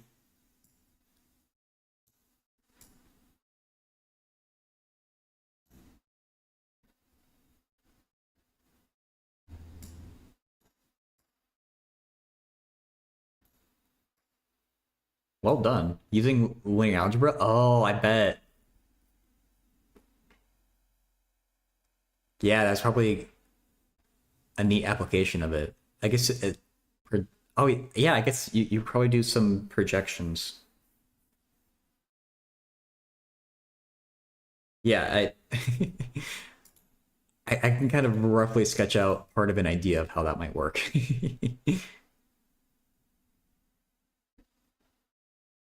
um, open the slider tab. Oops. Oh, am I dumb? Where's the play button?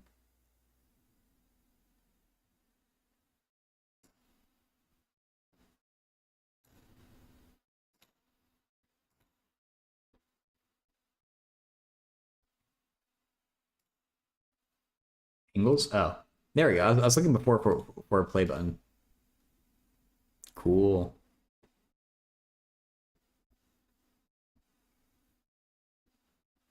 That's a good like screensaver right there.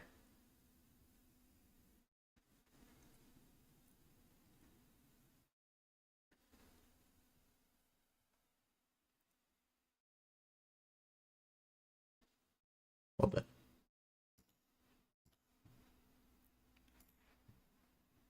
Okay.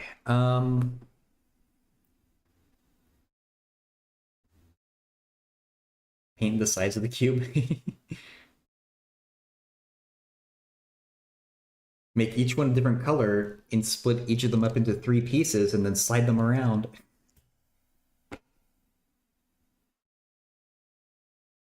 Indicator functions? I haven't heard of indicator functions, but maybe maybe this I should think harder about how substitution affects the bounds. I just kind of assumed the bounds would stay the same, but maybe that's not true.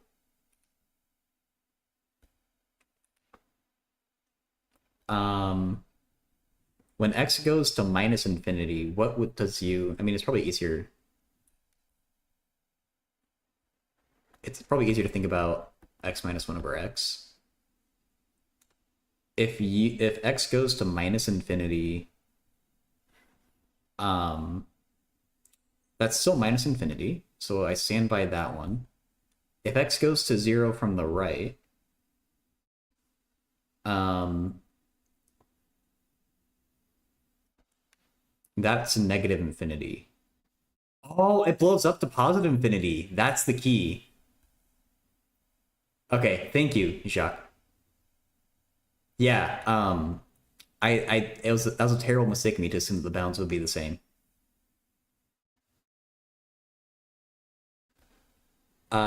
And so for 0 from the right, was I saying from the right before? I meant from the left when I was doing that infinity. But 0 from the right should give us positive infinity there. And that's why this works. That's okay. That fixes everything. Thank you for that catch. Or I hope now it makes sense why we can combine these two integral syntax. Learn encode is asking when as x goes to 0, tan x minus x over x cubed. You're allowed to use L'Hopital's. Okay. Yeah. So we'll look at that limit in a minute.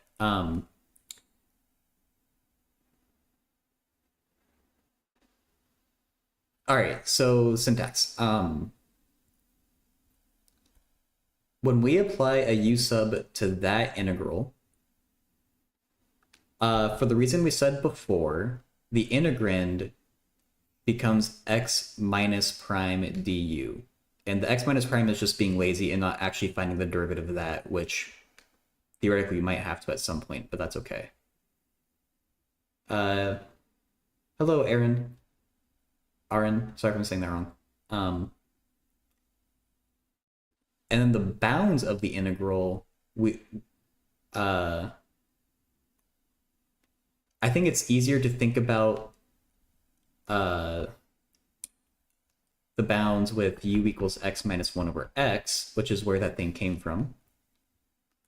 So here, if x is going to negative infinity, then the limit as x goes to, negative infinity, x minus 1 over x. This is negative infinity, this is 0. So it's just minus infinity. You're seeing it? Okay. So yeah, the lower bound stays as minus infinity. You got it? Okay.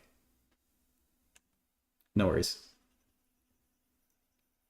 I have to keep on going through this. Let me try with this limit though. It's like, you got the rest? Okay. Or like the rest of the entire thing, or the rest of like that step? Hey,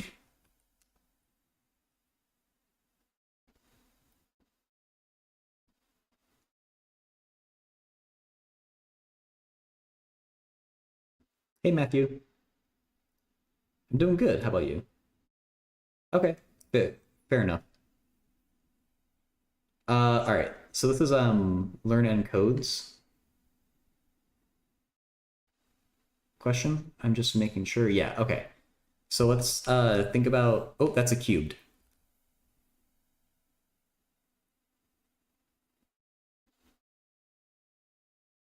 Okay. Yeah. Thank you, Papadoria. And so yeah, I guess I would Lopidals this. I don't know of a better way. Matthew, we were just talking the syntax error about trying to understand Glasser's master theorem, which I never heard of before. And so I was helping out on a specific step from the paper where Glasser put this forward.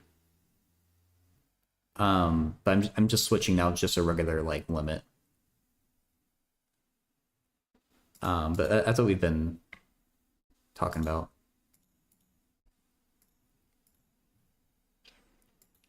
But yeah, this limit right here, it looks like a L'Hopital's.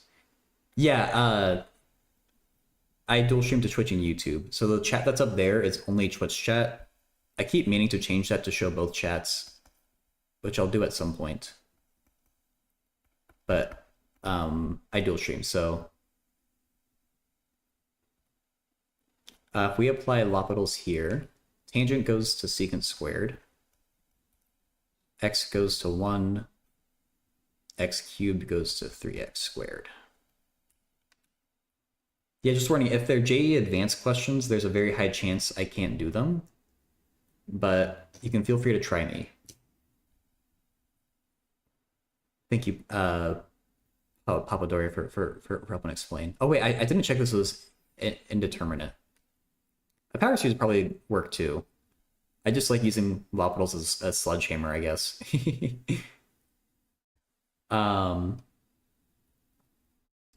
Tangent of 0 is 0, so we get 0 on top, divided by 0. Okay, yeah, so L'Hopital's does apply.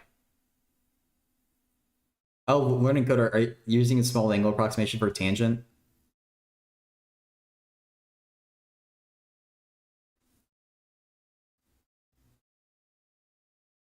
All right. I mean, I'm just going to trust your approximation. I'm not going to check it for myself.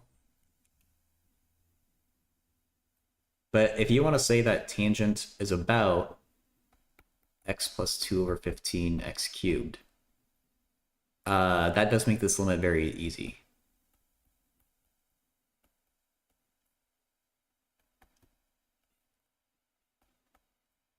Because those x's go away, and the x cubes will then cancel. So we just get 2 over 15. You know the Discord? Okay, then yeah, the only option then is trying your best to fit it in the text chat. Oh no, it's all stretchy. I hate it that it does that.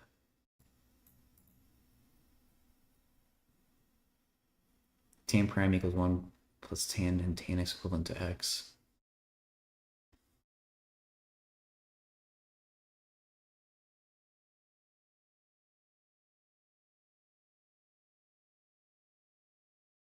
Oh, tan. Okay, using the Pythagorean identities.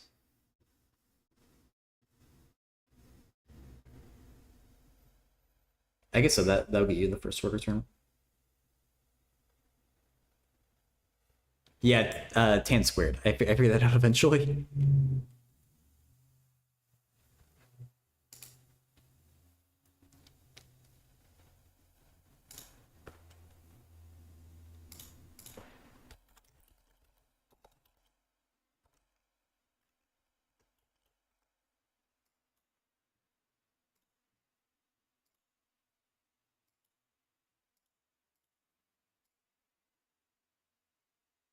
Oh, duh. Uh, why is that going to 1/3? I think that approximation wasn't right.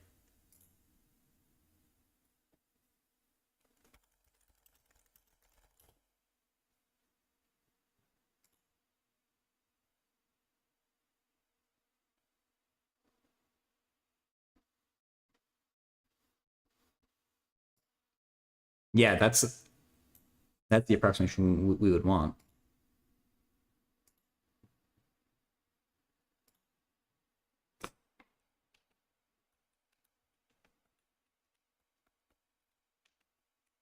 And that gives us the proper answer.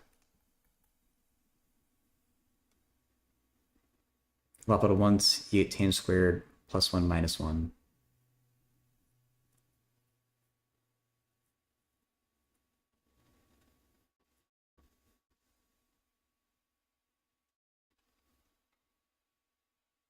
Is that a good thing? Syntax, you still need to L'Hopital again, don't you?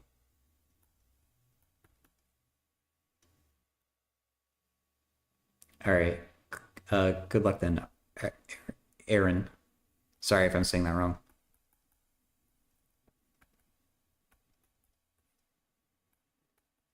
I think you need to L'Hopital that again. I don't see what else you do with it.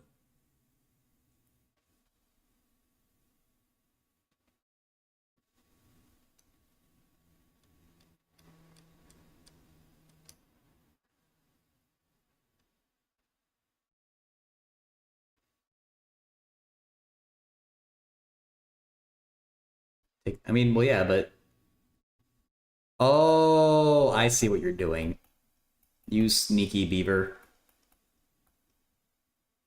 You're doing sine squared over x squared times 1 over cosine squared. That's what you're doing.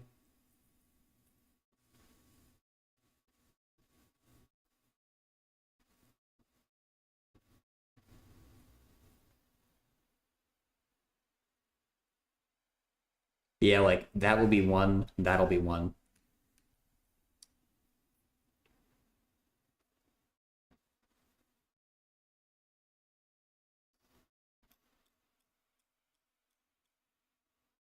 Tan x is about x. Oh, I guess that makes sense. Yeah.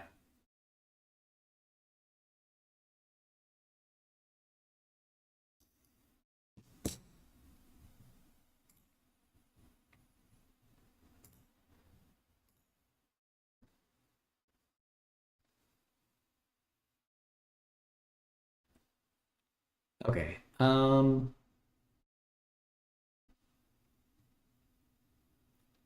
if anyone has a question, let me know. I guess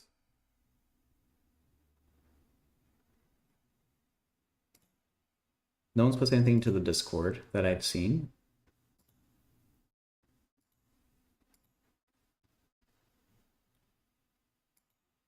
So I might go back to doing some linear algebra, barring something else coming up.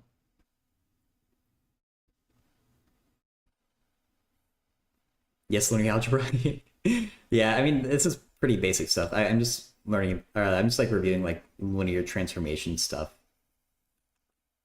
Um, Bourbaki suggested a nice way of doing one because we know that A is invertible.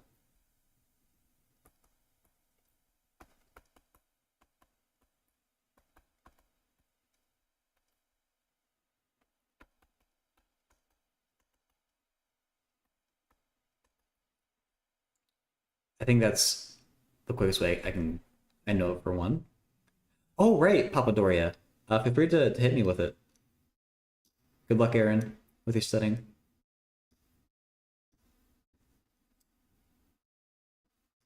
Kramer's for two. Oh, you subbed? Oh, well, thank you.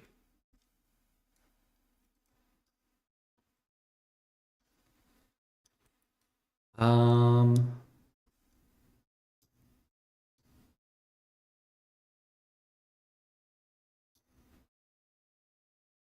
I mean, could we just do the same thing? M equals A inverse B?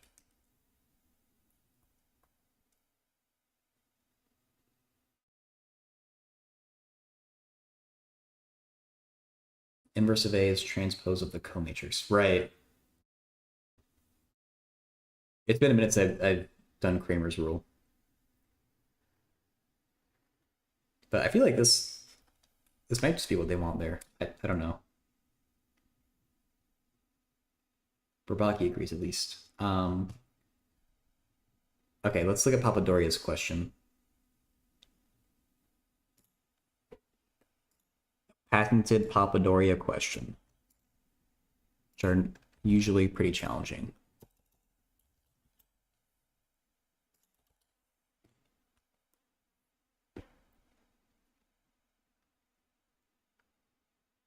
Oh.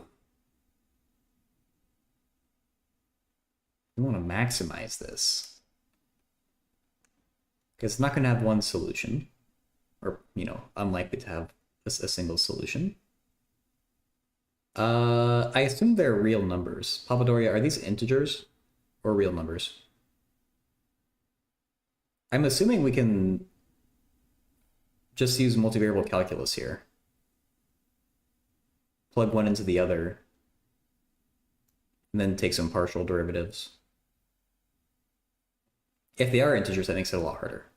But calculus probably won't help. Getting your big exam grades back in a week. They're integers, positive. Dang.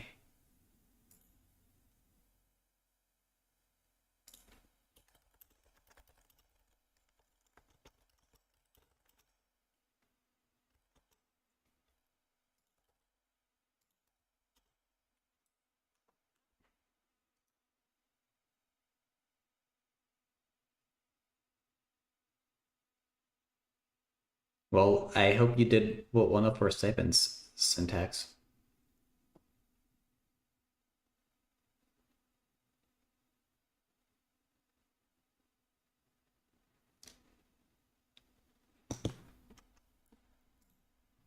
All right. I'm probably going to try to think about Papadorius first, but let me copy your exercise in. Let's kind of put it towards the bottom for now.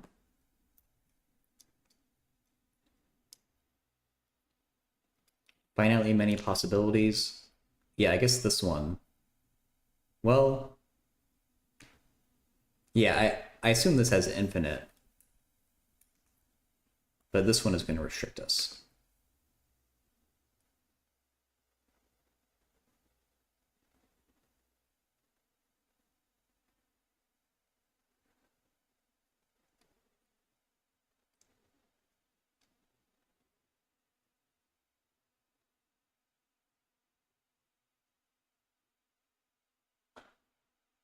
Oh, no, no worries.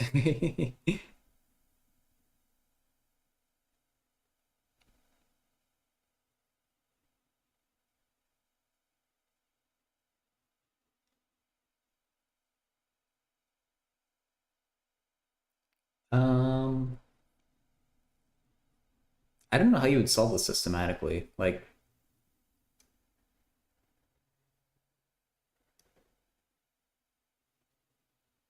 What does it mean to maximize that triple? That's something like, do we want them to be like p, q, and m aren't really distinct from each other in any way. I would assume they should be around the same value. Like maybe they're only off from each other by 1, I would guess.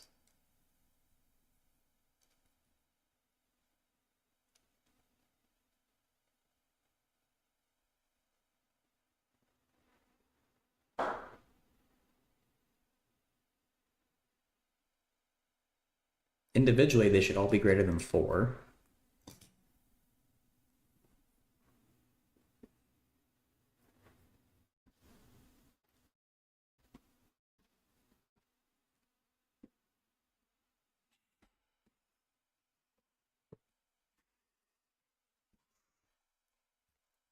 Bound P, Q, and M test all the possibilities. I don't know. I don't know how to get a good upper bound. I guess.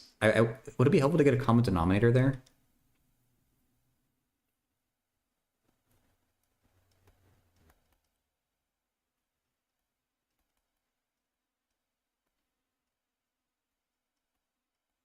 Because can we say now that the numerator is 1 and the denominator is 4? Or I guess a multiple is the issue.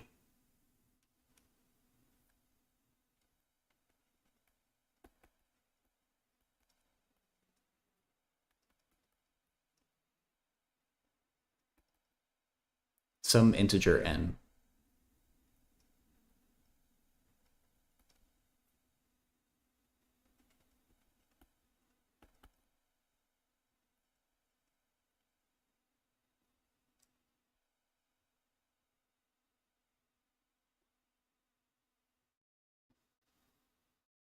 What transformation can we apply to the sum of reciprocals of the 3 numbers to get it in terms of their sum? Yeah.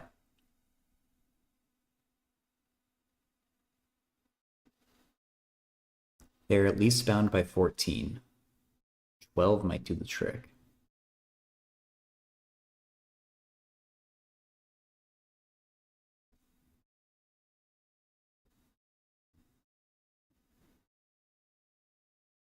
Uh...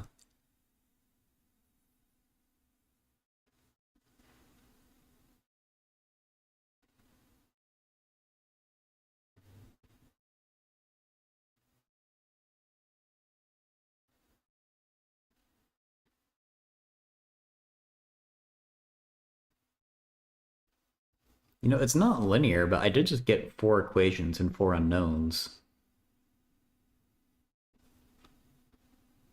I'm not saying this would be easy to solve, but...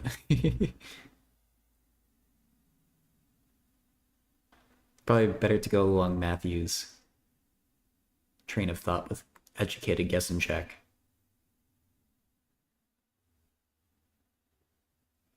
If they're all 12, that would satisfy the first one, but definitely wouldn't satisfy the second one. Oh, wait. Is this...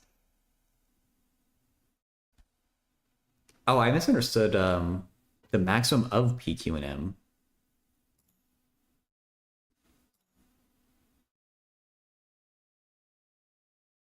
Is there only one solution? There's like a unique P, Q, and M that satisfy these equations?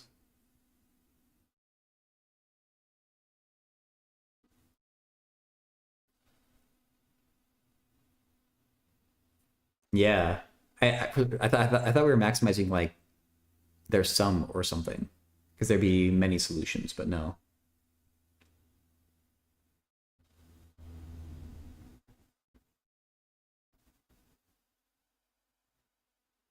Expressed through Viet formula.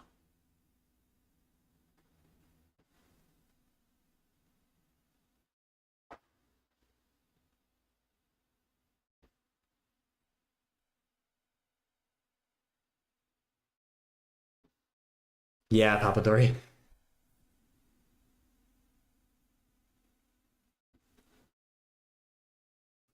I haven't used Vieta's formulas here. The ones I'm thinking of for like the sum of roots and stuff.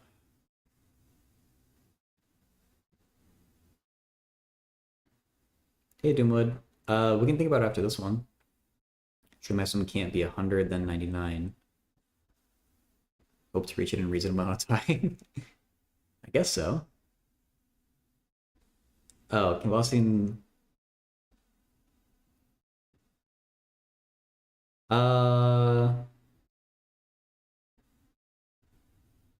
Be differentiated, so you want the acceleration? If you have, like, velocity is equal to 2I plus 3J, then the velocity isn't changing at all. So you can absolutely take a derivative with respect to time to get acceleration. But 2 is a constant and 3 is a constant. The vectors are constants too for the sake of this. You would just get 0I plus 0J. You could have, like, if your V is changing, then you just take the derivative of each of them individually. So like this is 2t squared I plus 3, I don't know, it's like sine J. Or sorry, sine T. You just do the derivative of that times I, derivative of that times I. I'm pretty sure.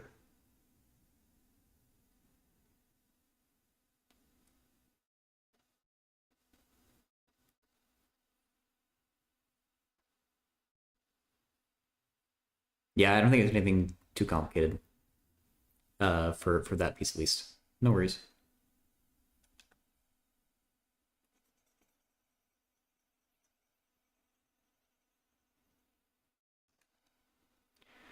Um,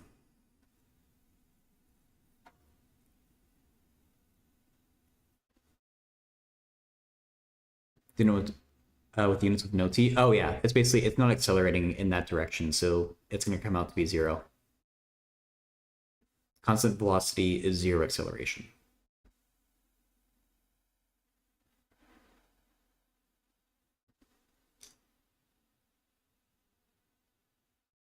No worries.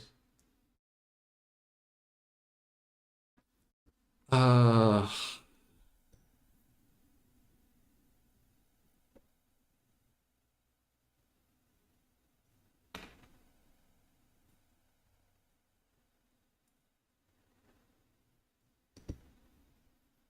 and I think I was saying before with having 4 equations, 4 unknowns isn't right. This equation is dependent on these 2 equations. So I cannot just bash through this. Presumably, I probably couldn't just bash through it with a bunch of algebra.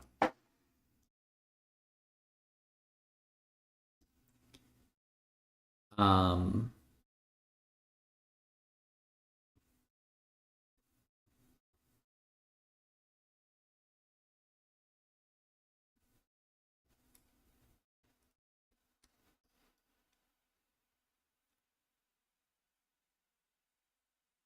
yeah, Papadoria. It's weird.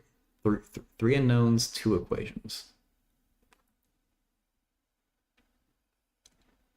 But they're not linear, so it's hard to judge how many solutions it has.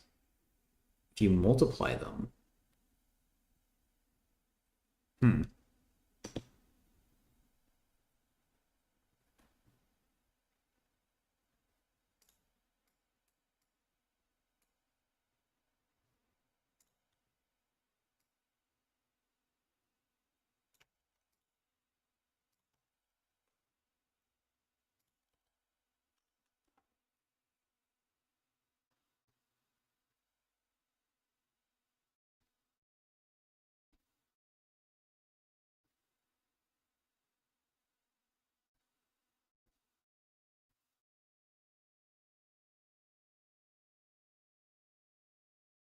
probably helps in some way.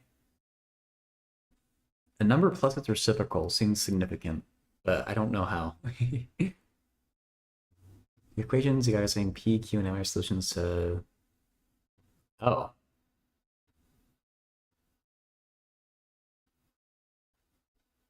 They are? Oh. That feels sort of familiar. I've hardly ever touched whatever part of math that's called, but I feel like I've seen something like that. where those two equations are correlated with some type of polynomial. I assume capital X is a matrix, or I don't know. Maybe it's just a variable.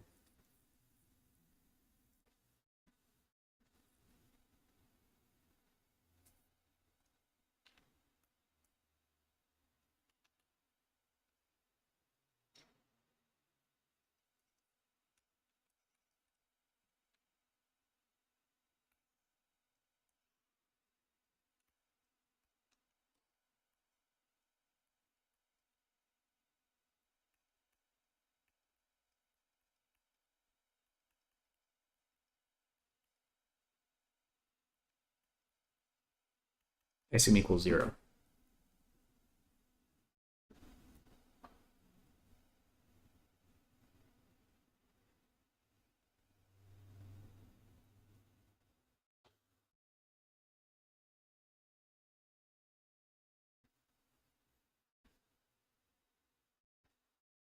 Less than 26. X better be small. Your last P should have been a Q.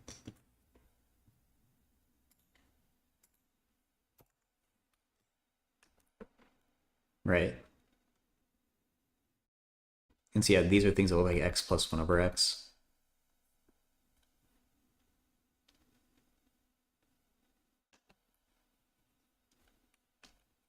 Oh, rational roots.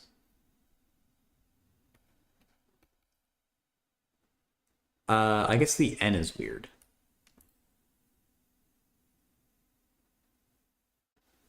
But we definitely have candidates for 1, 2, and 4. And N itself. But we N might have factors of its own or something that we're missing.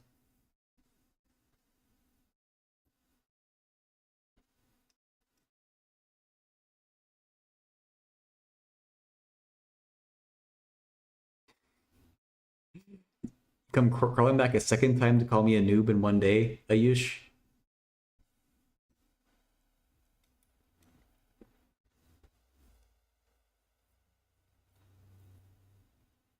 I hope you have a good day, Ayush. Um,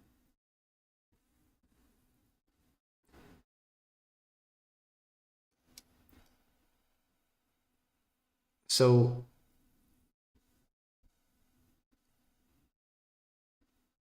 P, Q, and M are solutions to. It's like, I mean, I don't think any of these P, Q, or M's work. I don't think any of these work for P, Q, or M. Is the issue. Unless, yeah, because they can't be negative.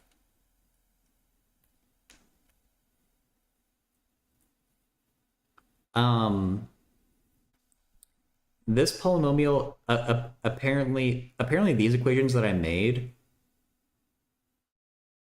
um mean that P, Q, and M are solutions to this polynomial for reasons that I'm not entirely clear on. But it's something that Matthew pointed out.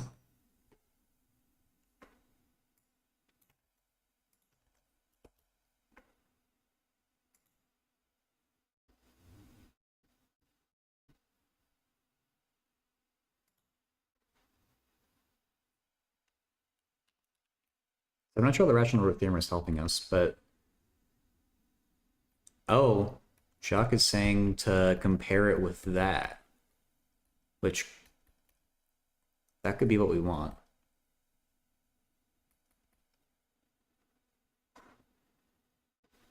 Hey, Krim. Doing pretty good. How about you? Uh, do you know what this idea is called, Matthew? Or like, uh, Papadori is asking, like these equations correlating with that polynomial. I'm just gonna multiply this out the old-fashioned way.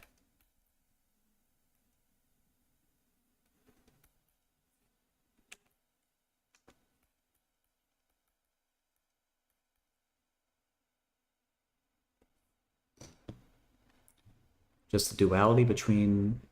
Huh. Maybe it doesn't have like a formal name.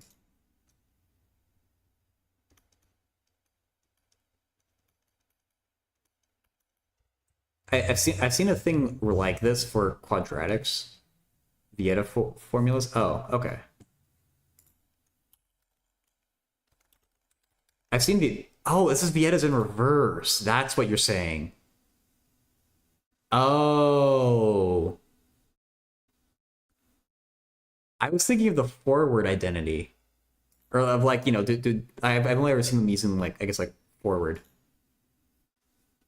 Okay, that makes a lot more sense. Thank you for where that comes from.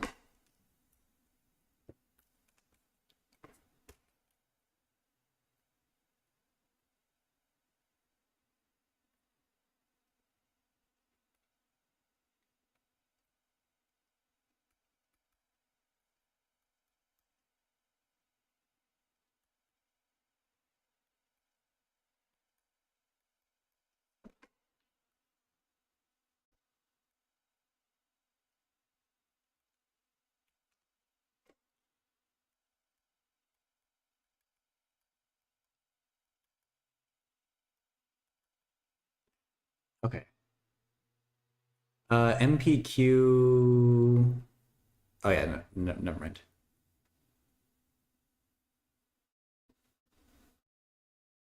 Shouldn't. Oh, did I copy it down wrong? Or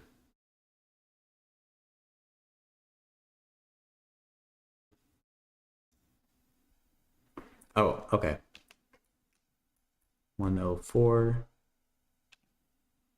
plus NX. Okay, no worries. You've gotten much further in this problem than I could ever hope. So, um,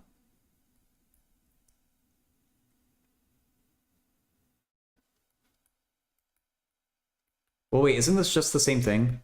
Or I'm not getting anything I didn't already know by multiplying this out.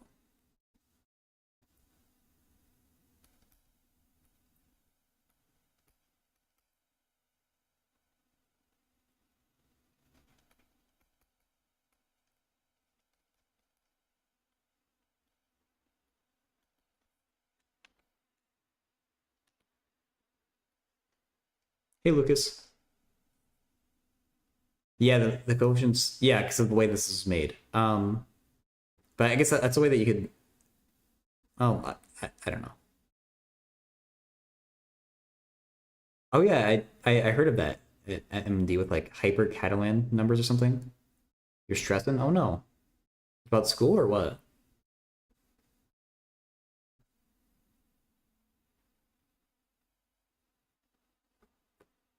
Quartic, not quintic. I said, as far as I know. I'm sorry, Lucas. Yeah, a quintic would upset a lot of existing theory, I think, if there's a quintic formula. For the maximal root of this polynomial, the maximal root.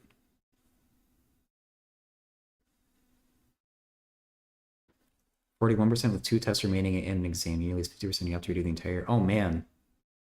Good luck, Lucas. That's a crappy spot to be in. This 500 bounds, so shit. Maximal root of the polynomial. We can bound the roots by studying the derivative.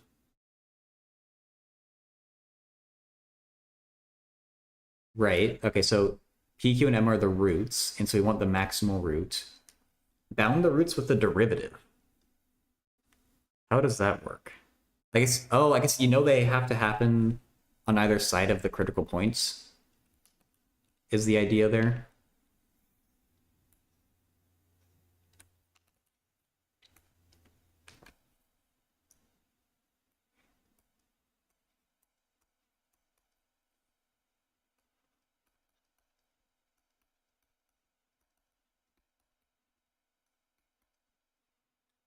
Gaussian elimination for 4 variables. I do know that. It's very tedious, but I, I know how to do it.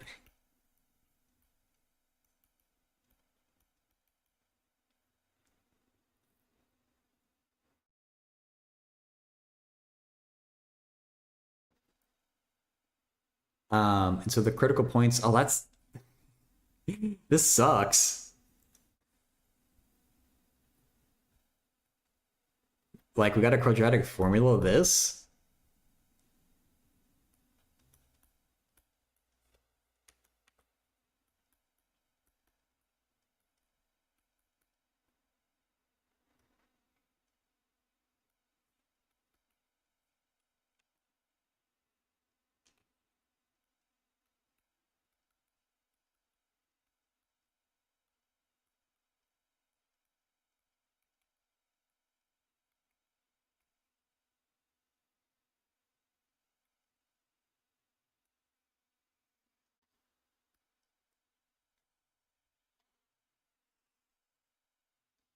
Okay. Good luck, Lucas. Sleep well.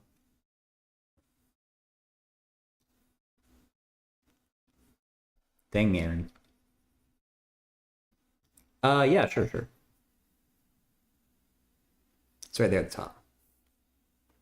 Oh, I'm sorry.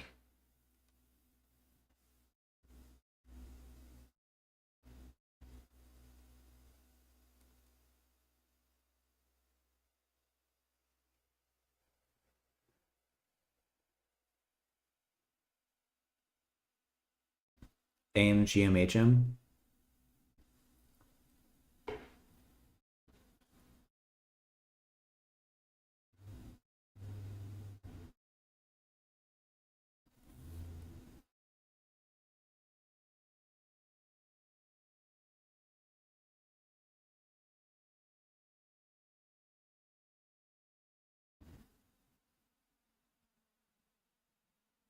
I mean, do we get any cancellations if we were to multiply this out and subtract off that piece?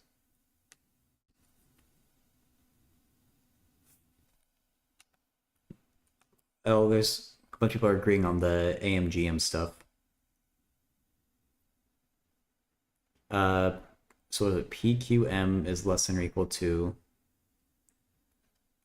P plus Q plus M over 2 cubed?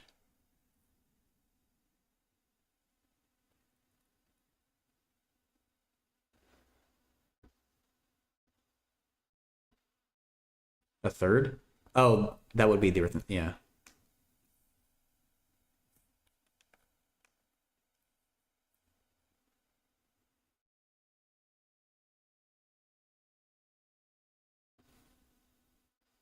Can factor? Are you talking about this problem, Aaron, or in general? In general, I can factor stuff. Um,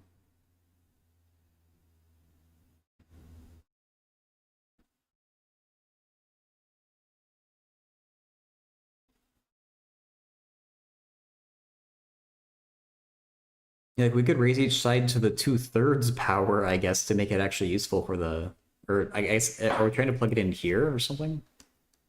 I guess we have this option here. This is the AM right here.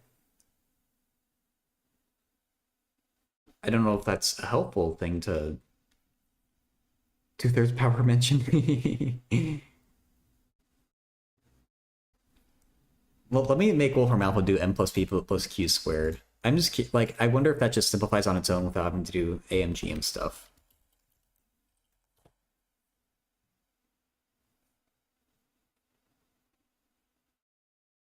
The coefficients are getting messed up. Unlucky. It would simplify really nicely. The derivative idea was to bound the roots because you know the roots have to happen around the critical points. Yeah, Aaron, I tend to only stream the games on Twitch, but on YouTube I'll post like VODs depending on the game. Only care about the maximal critical point.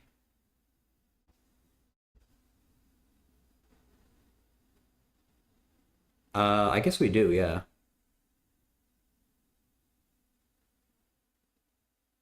So that means we could only worry about the plus.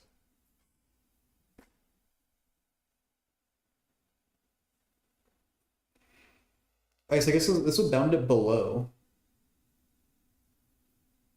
Because we know the maximal root should happen after the maximal critical point. P, Q, and M are positive integers, yeah.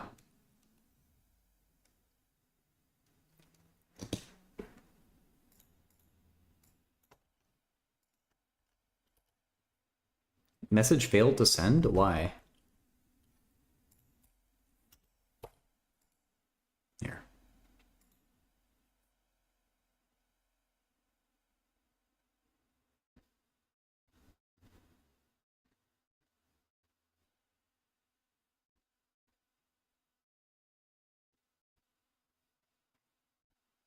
Well, actually, this is 104.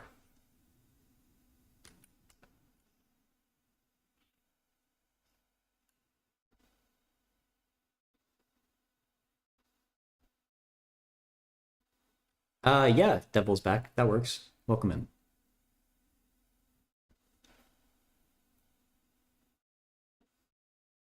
It's Aaron. Oh, nice. Yeah.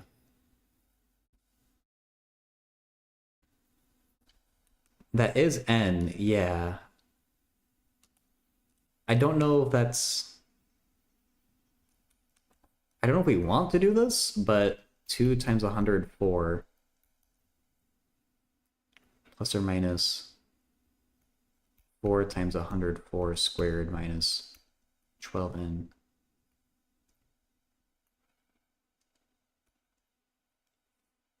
Thank you for the follow. Since you're over on the Twitch side, there are a lot of math streamers on Twitch besides just me. On YouTube, there's not as many. But if you're interested in more math streams on Twitch, there's a whole bunch of people. Math spell practice for.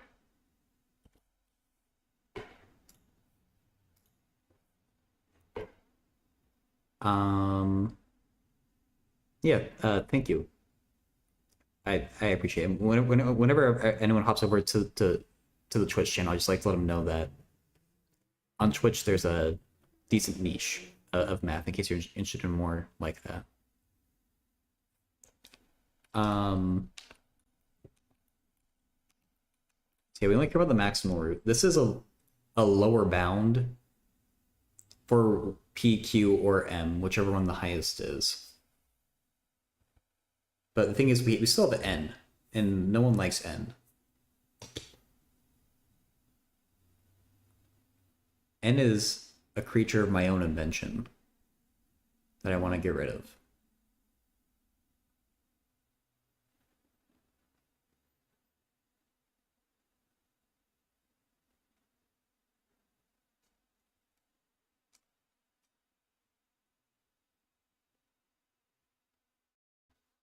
If we pretended that N is 1,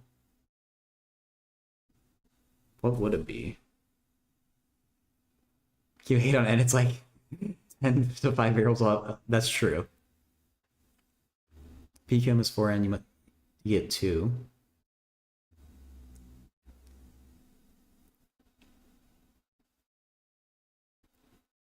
Top 10 variables.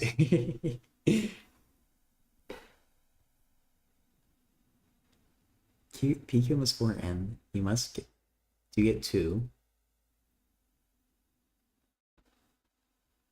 Oh, you're saying to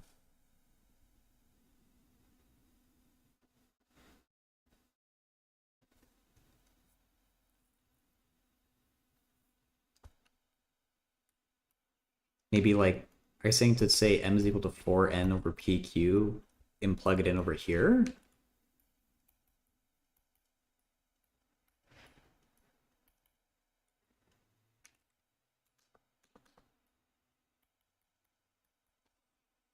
I feel like I'm misunderstanding you.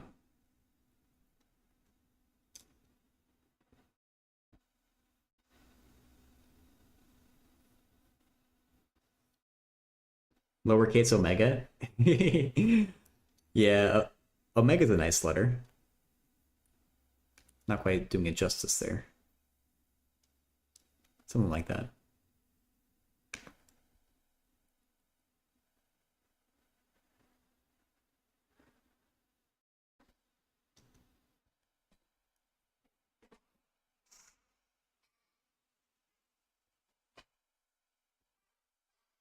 Hmm.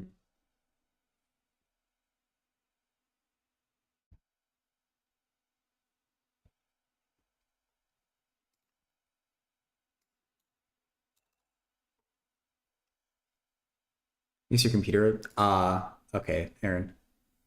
If you want to type your question over in Twitch and come back to YouTube, that's fine too. Just so you can at least like try and get it out there.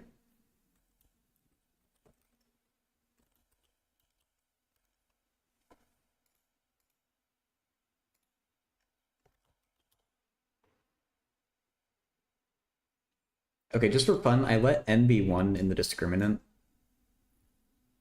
and that doesn't really do much.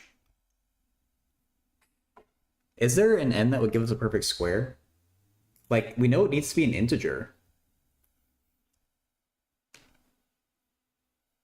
It's supposed to be very large. But it should complete the square here.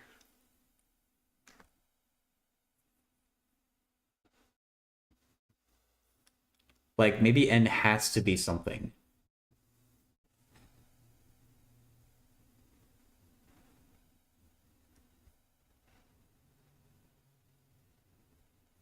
N, how does 104 factorize? Someone said it's 26 times 4? That's terrible. This can't be a perfect square, because the 12 messes everything up. Or, well, no, it can. Oh my god.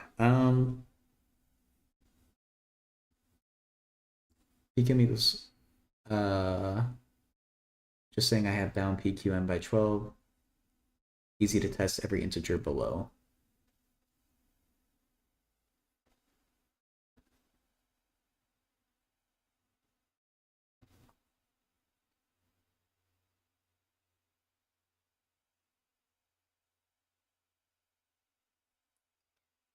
Uh,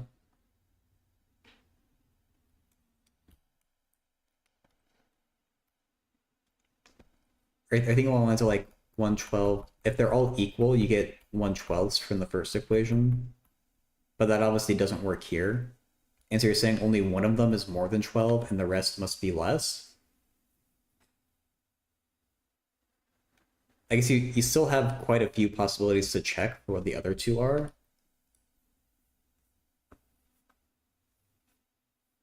But in theory, that could work, yeah.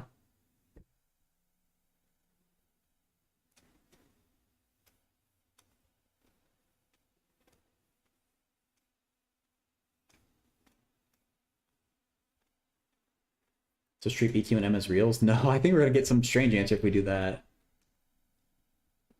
Audio's funny, dang it. Thank you for telling me. I'll have it fixed for next stream. For this stream, we just gotta live with it. That should have fixed it. Tell me if it didn't. But like, surely there's a value of n such that that's a perfect square. Like, I feel like this is a thing still. Like, or this idea isn't completely dead.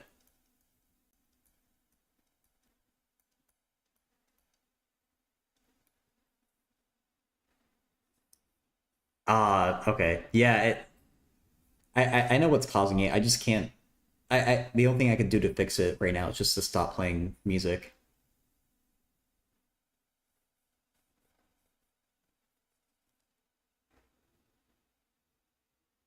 Which I could do, but I'm gonna have to like reinstall the stuff I was using before to make that not happen.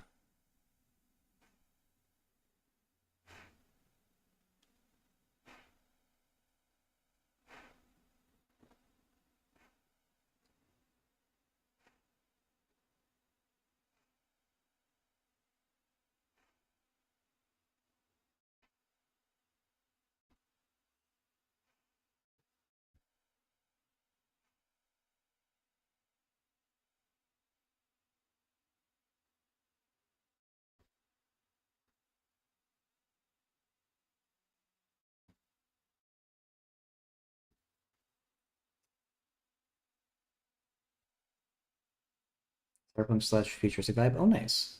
Yeah, like.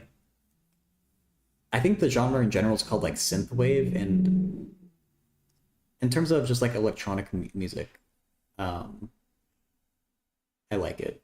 Electronic music in general is my favorite, but I can get into some synthwave. This right here, I don't know what the song will be. It's not really synthy.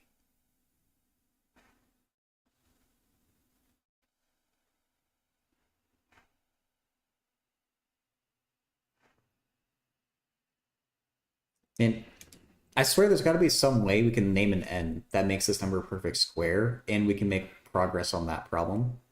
I'm really not seeing it right now, though.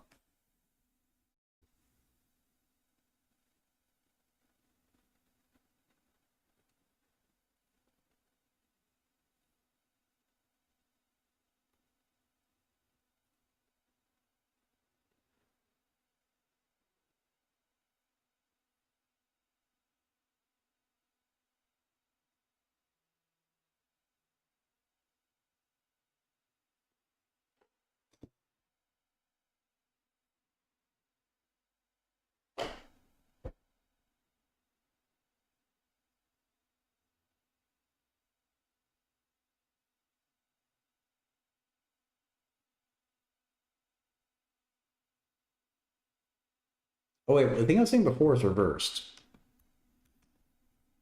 You can only have one of these numbers be less than 12.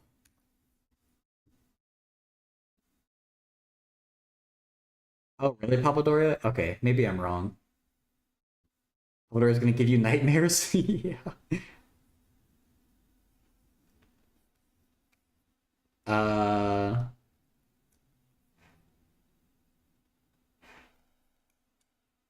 ooh.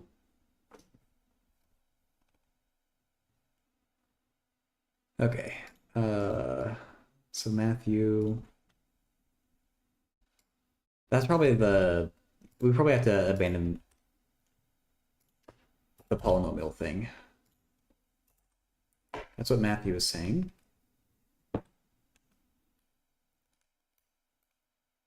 Just make it so that P is the greatest one.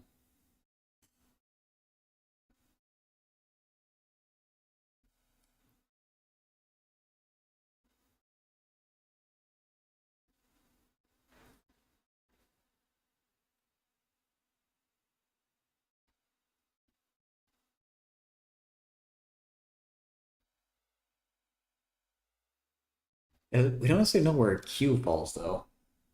I guess. Hmm.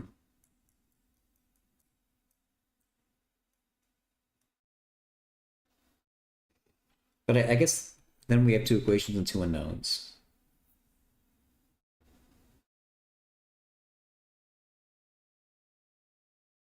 Uh, Jacques, apparently Papadoria probably used Wolfram Alpha or something. The only n where that's a perfect square is apparently 202.08652. I guess that might be a rational number, but I think n is supposed to be an integer from how we've constructed it.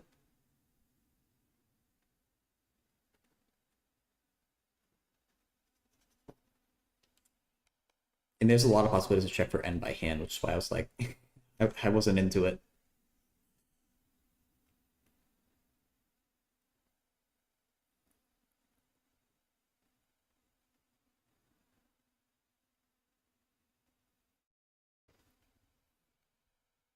So we just let n, some possibilities is still a lot because it takes a lot of math to check this, but just to get a grip of what exactly it takes. If we let m equals 5, what happens? 1 over p plus 1 over q is equal to 1 over 4 minus 1 over 5, which is 1 over 20. You think you got it? Wait like 10 minutes? Okay.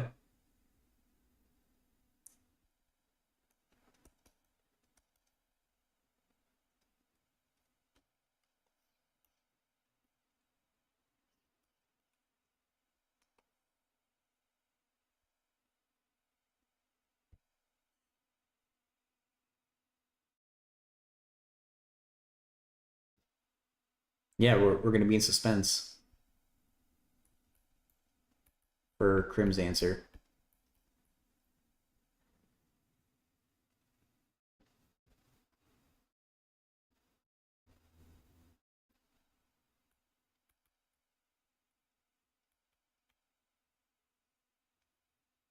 I should really what's gonna save time if we do try this guess and check crap? Not crap, but you know, still annoying. We should get this equation, make it a bit simpler.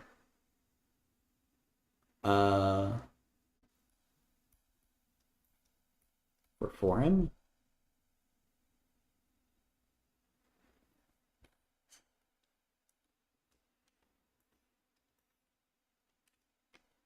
Okay, now let m equals 5. Actually, wait. I want to mess with it even more. 1 over p equals minus 4 over 4 minus 1 over q.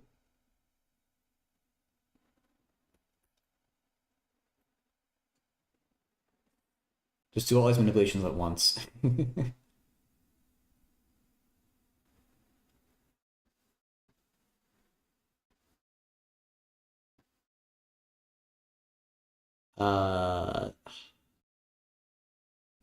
Why can't I do mental math?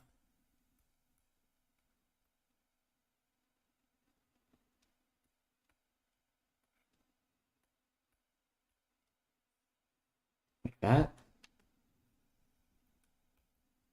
So then p 4nq over nq minus 4q minus 4m. Okay, now if m equals 5. 20q over 5q. Is that a 4? I can't read my own handwriting. I'm pretty sure that's a 4. 5q minus 4q is just q. Yeah. P plus q is 99. And at least we can get a sense of how far off we are and hopefully not have to check every thing between 5 and 12.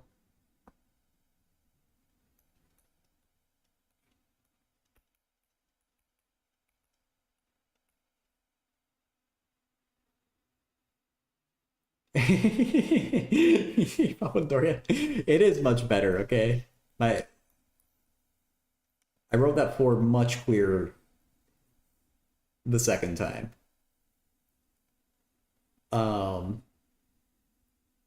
This equation is still a pain in the ass.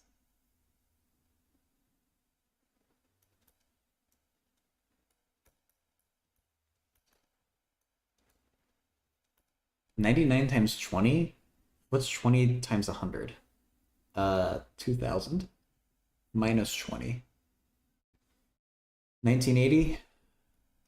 Good year.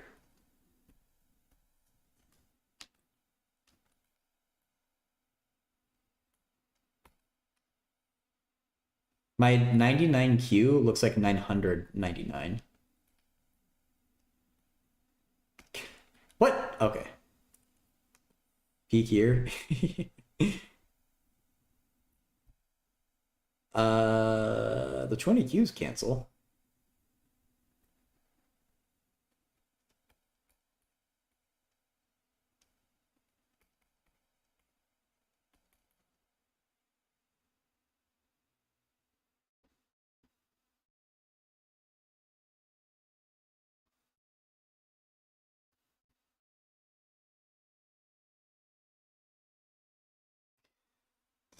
Yeah, I don't want to do that by hand.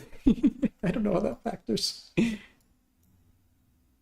Monic formula? I don't know the Monic formula.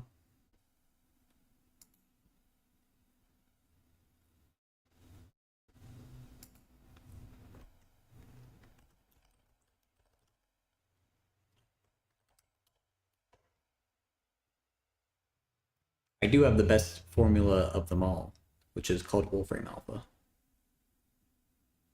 Okay, irrational. That's a bad thing, right? That's Q. So we would throw this out. Guessing and checking, Chuck. We're just making, or at least, I'm following with Matthew's most recent idea, which is just to arbitrarily say they're in this order, and then you know M is between 5 and 12. Oh yeah, by bad I mean it's not the answer directly. Um,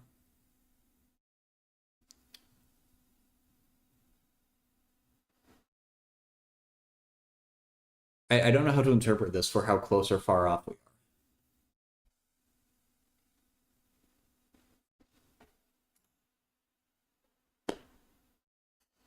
27 or 71. That feels like we're pretty far off. Like we should bump it up to M equals 8 or something, and then see.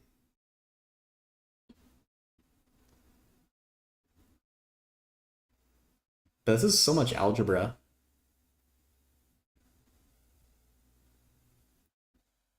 I hope Chrome found an elegant way.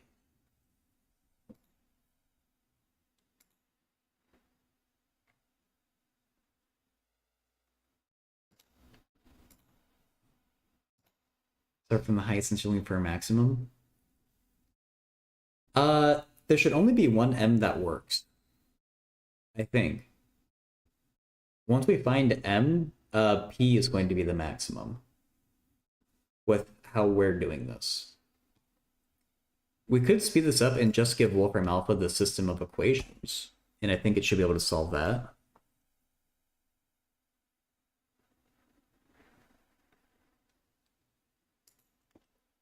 P equals 20Q over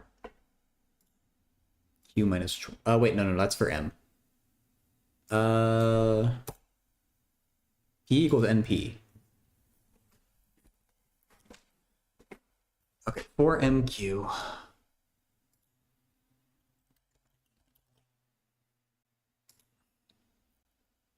MQ minus 4Q. Minus 4M. I think semicolon? I hope. I don't know from alpha syntax.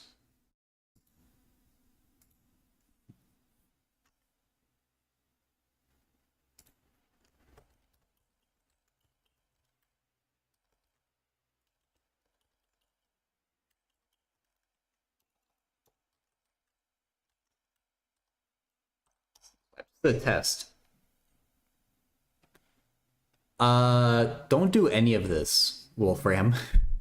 You are doing this all wrong. Can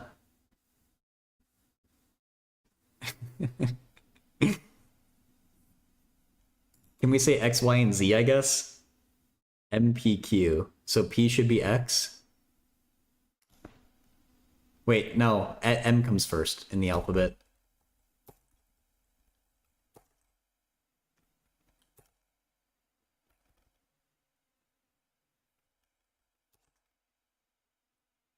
British penny. Okay, MPQ. Wait. No. Yes, P's next. Why, dude, I don't know why I'm so bad at the alphabet. I'm not Donda's English. And Q is Z.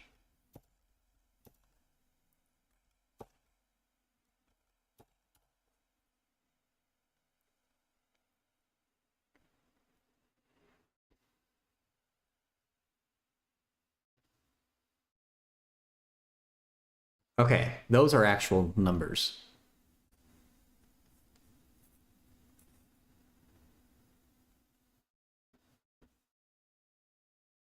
Wait, if I just remove M equals 5, does Wolfram Alpha know how to solve this?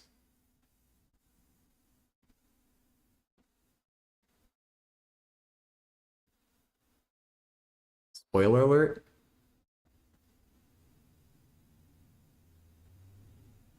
Do these numbers work?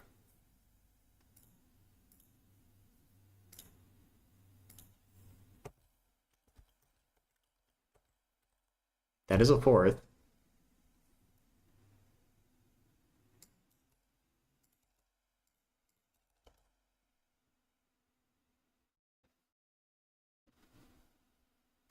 Huh. Yeah, we would have. I mean, I was gonna skip forward a bunch of numbers, which would have been a mistake, but if you were disciplined and just check them one by one, I guess the next case to check would have worked. So yeah, I don't know how the hell you. I guess the answer is 84. I don't know how the hell you solve this from scratch. Hopefully, Krim. I mean, the guessing and checking isn't the worst, but it could have been so much worse.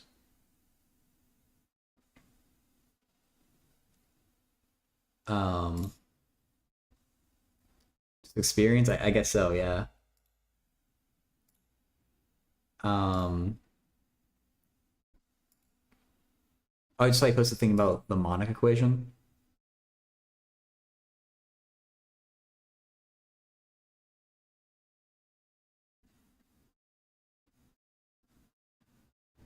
Oh, I guess it's a simplified quadratic formula.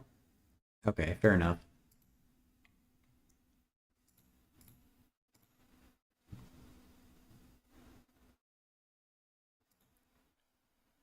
Uh,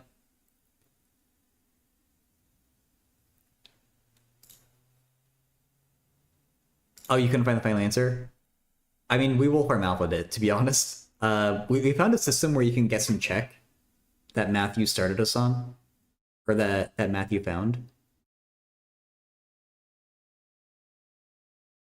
I got bored of doing all that algebra, so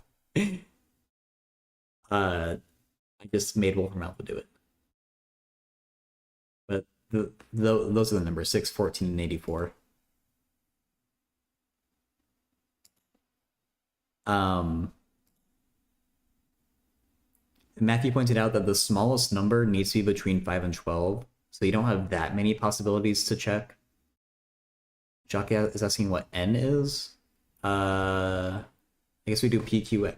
We just multiply them divided by 4, so we can find that.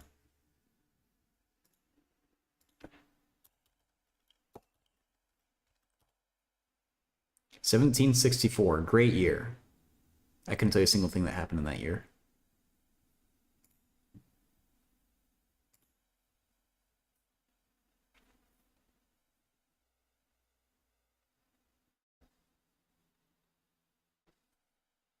Yeah, I get just there is some intuition involved in figuring out the bounds for m, but it's still guessing and checking, which is always unsatisfying. But I definitely can't do better. So thank you for your thoughts on that, Matthew and Jacques and Krim and everyone who contributed. 6 times 14 is 84. Ooh. Is that significant?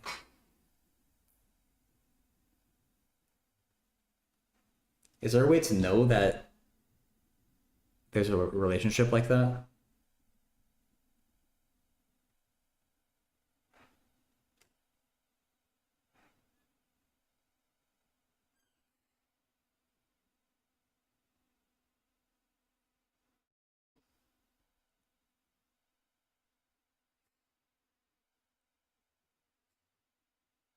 I don't know, no.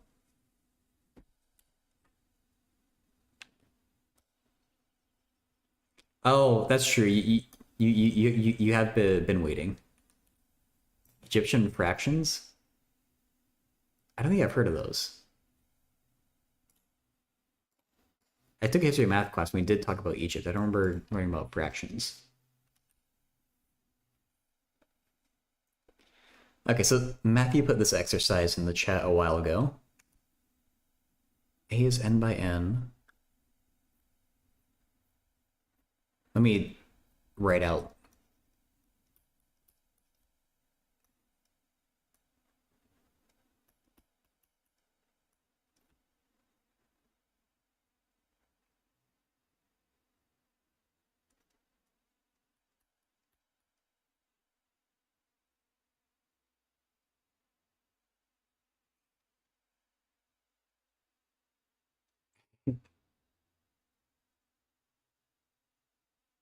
Yeah, Papadori, thank you for the question. Um,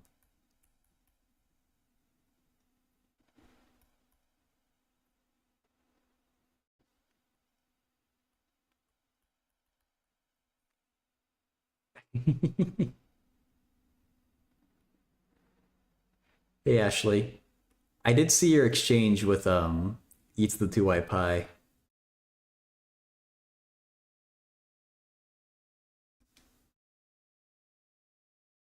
So, at least in the math that you're doing, 0/0 is defined, but 0/y isn't. That's a hell of a system of math. You said diagonal is dominant. Oh, okay. So the do we need to exclude? Can we say I not equal j? Do we need that?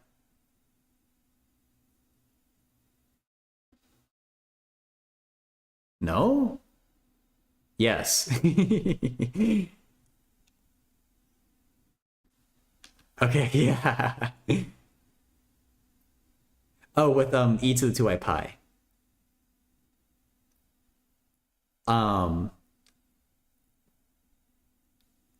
So basically, what this is saying is a11. This is greater than the sum of everything below it. A22, the absolute value, is greater than the sum of everything above it and below it and the one above it.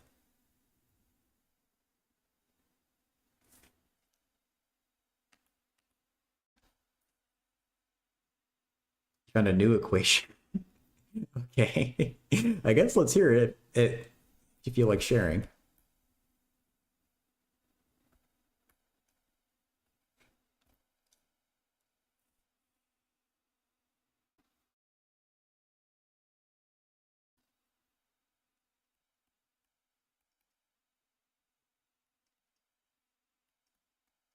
Okay, yeah. That checks out to me.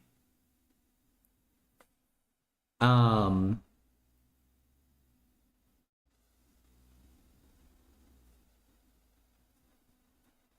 yeah, to show invertibility.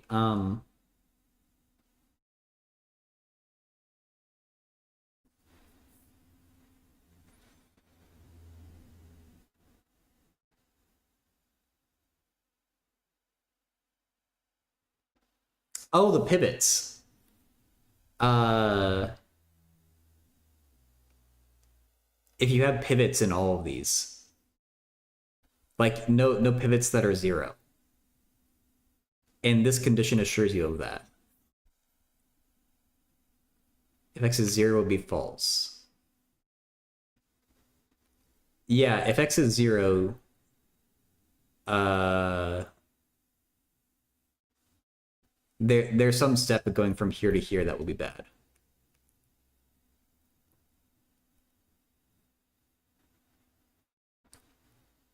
Um, non-constructive method without computing the inverse. Um,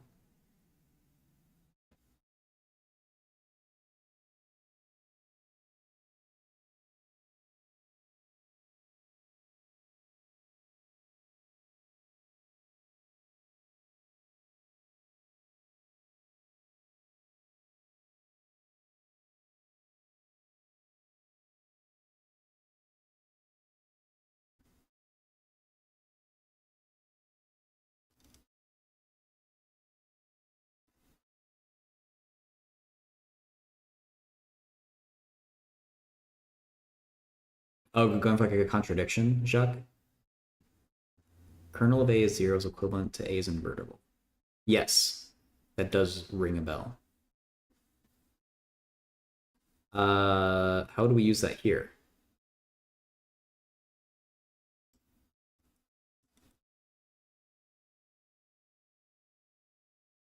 Show the kernel of A is zero. Okay, so yeah, I wouldn't have thought of that. I know that, but I wouldn't have thought to use it here, I guess.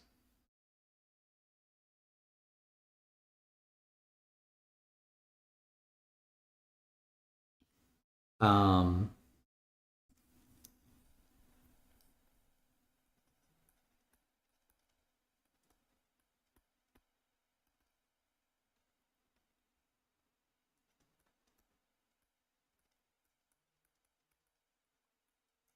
Thank you for the follow. Just spent all day trying to find an equation where if y is 0, 0 wouldn't be on the second side of the... Yeah, I mean, all sorts of weird things can happen if you start to try to divide by 0.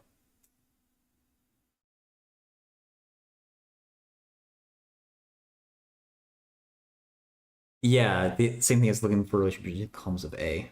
Um,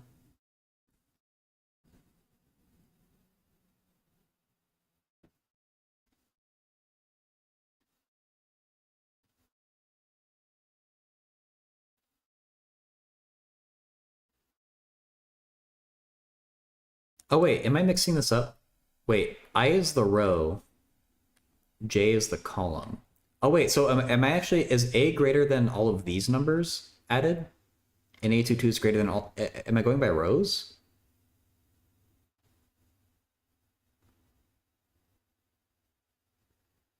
Like what the summation is doing? I think I got my I and J mixed up. Because linear algebra does things weird. Like this is A21. You can do it both ways. Oh, that one makes sense. Transposing it shouldn't affect the answer. Um,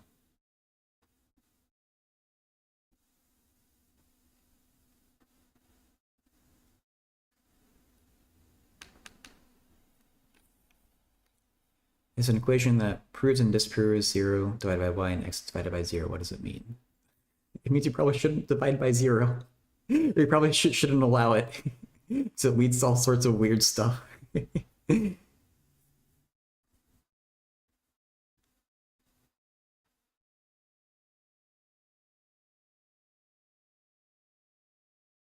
Yeah, I mean that makes life a lot easier when if you don't allow division by 0.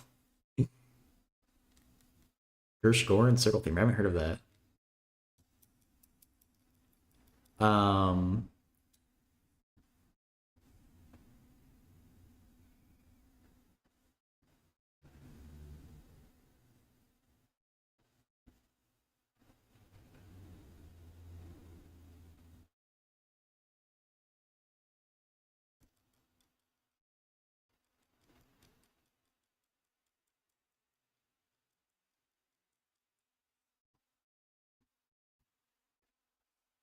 just work out the definition? Like,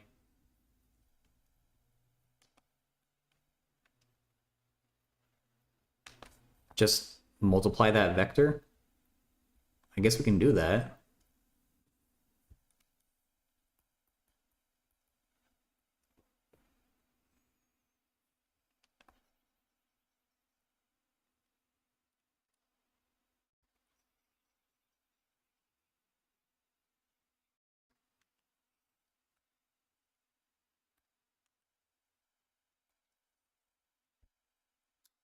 Uh, and so, like, I guess if we write a system of equations,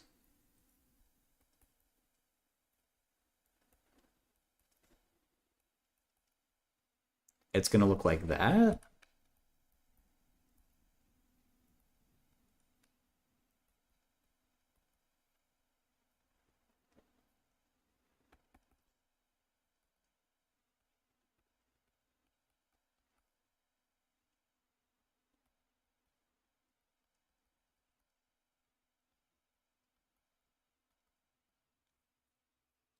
And so the key thing is that we know A11 is greater than the sum of all the other coefficients in that equation.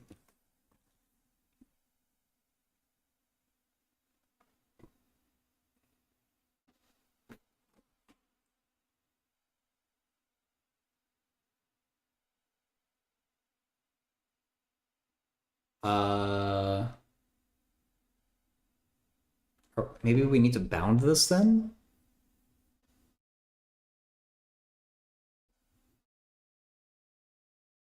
We want to bound it. Hmm. We want to bound it from.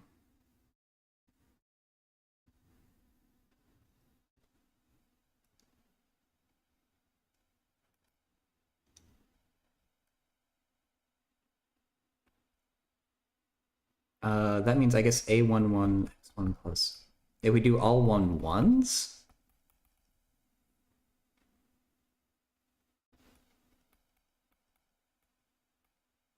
it's greater than 0. X is not 0.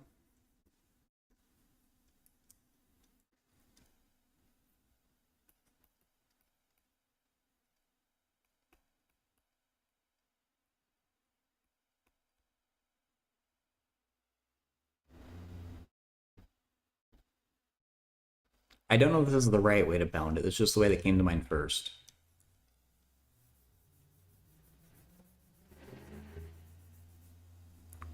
Oh, well, hmm.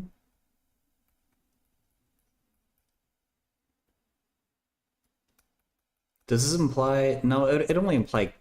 Hmm.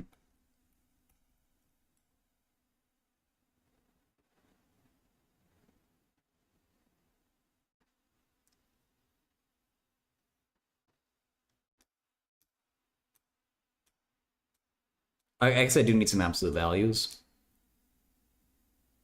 Or actually, yeah. Well, I don't know. I don't use that bounding correctly, did I?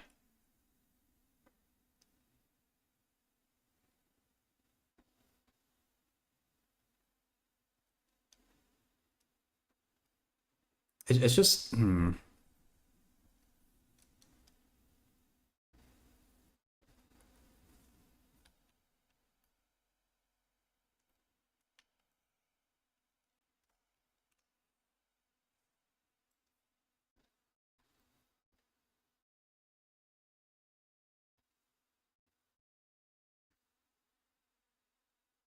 Take the supremum of the coefficient of x. You want to show it 0.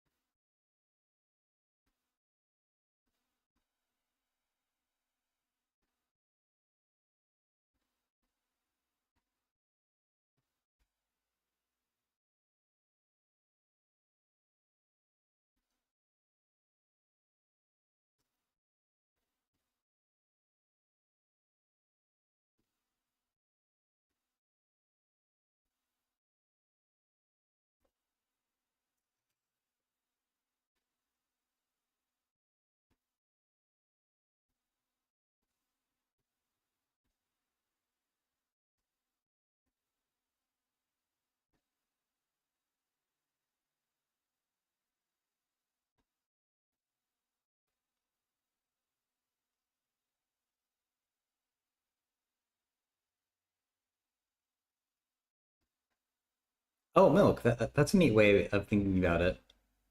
That's what it seems like.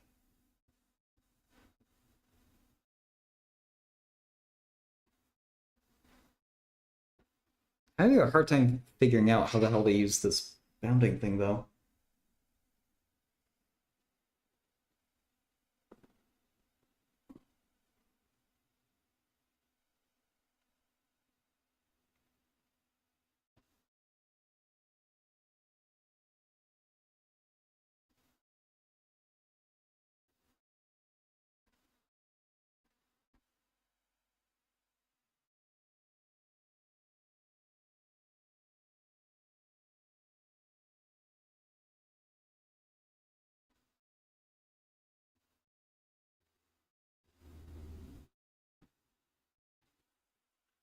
I'm getting tripped up on this contradiction, I guess.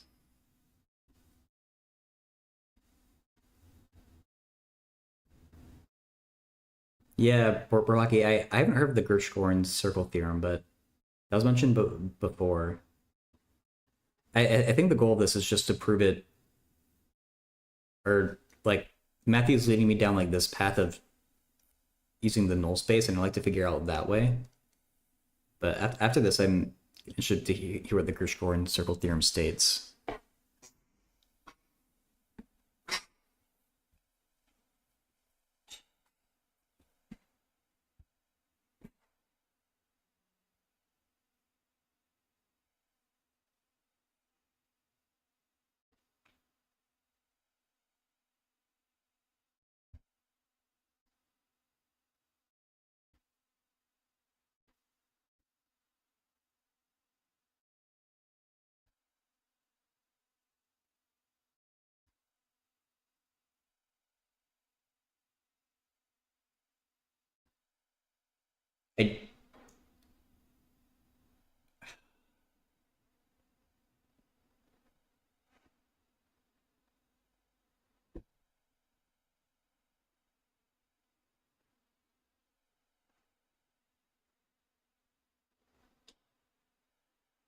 I don't really see that. Uh,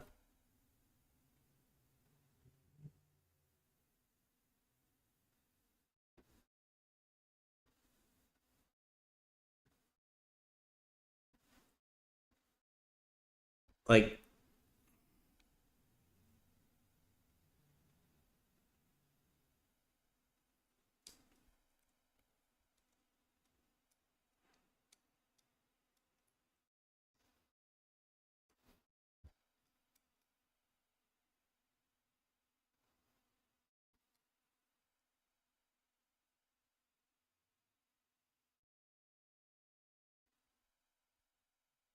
like I'm getting weirded out by the absolute values, and I'm getting weirded out by like I don't know how to actually show that x has to be 0.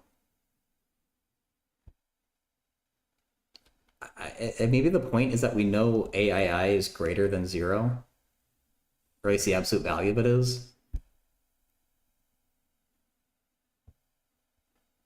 Um,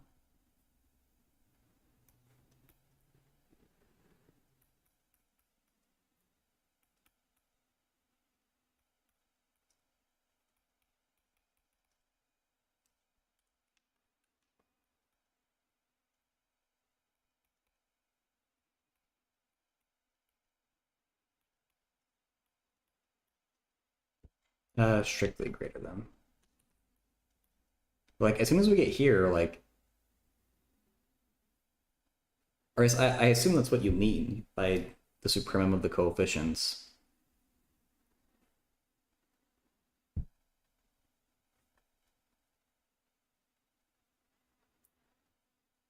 But like, it's greater than 0 now.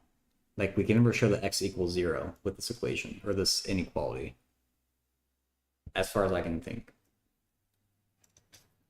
So that's where I'm stuck on what you're saying.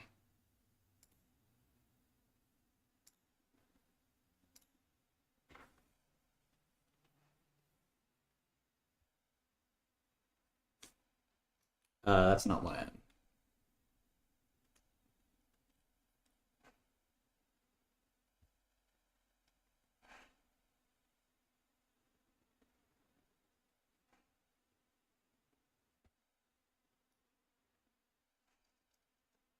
So yeah, I don't know. I feel kind of stuck. I don't know how to progress here because I think the thing that I wrote at the bottom there isn't particularly helpful.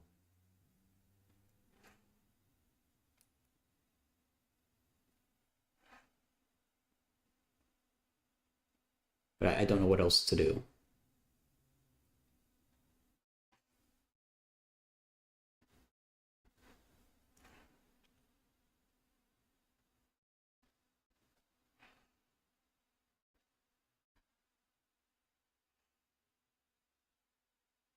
You got the PQ problem, Krim? Oh wow.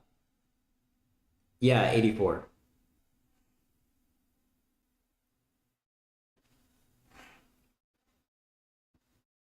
No Wolfram Alpha. Wow. Did you do you have something better than guessing and checking?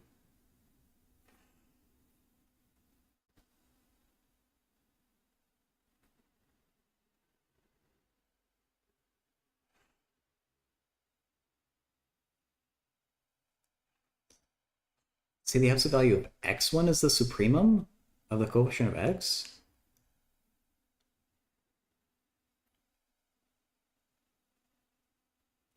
So are you saying that x1 is greater than all these, like, I guess a1j?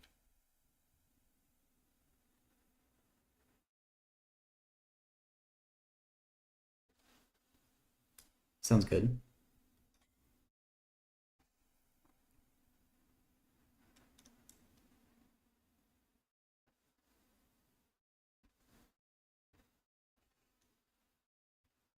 Hey, Sankult.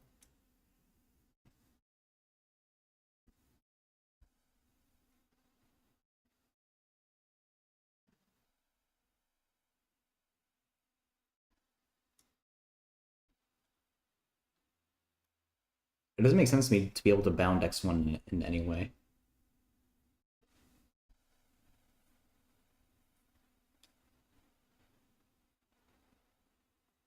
Okay, bye, Syncope.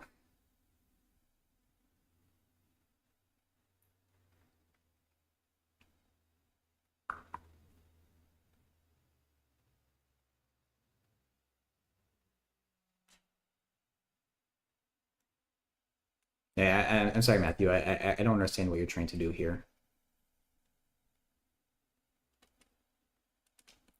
This is how I'm interpreting what you're saying, but like I don't know why that would be true or how we would use that.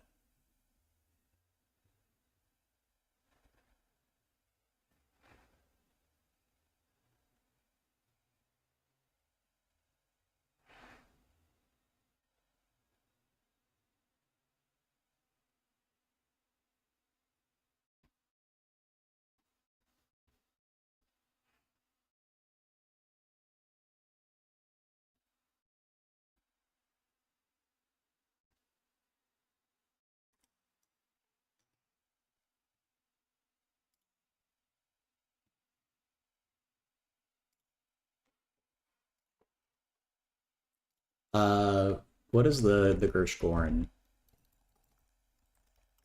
circle theorem?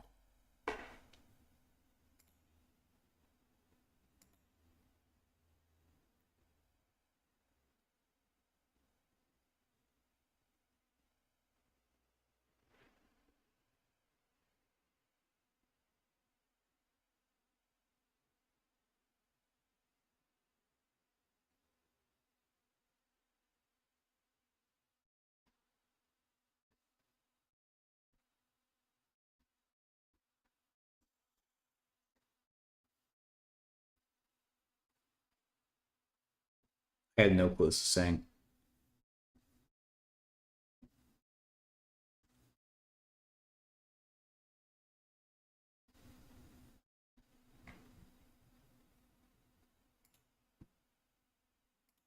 All right, look, it's getting towards the end of the stream for me. I'm running out of brain power here.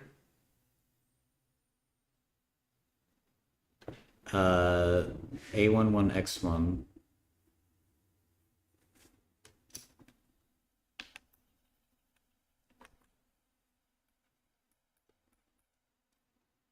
Less than or equal to sum A1J XJ. J not equal to I.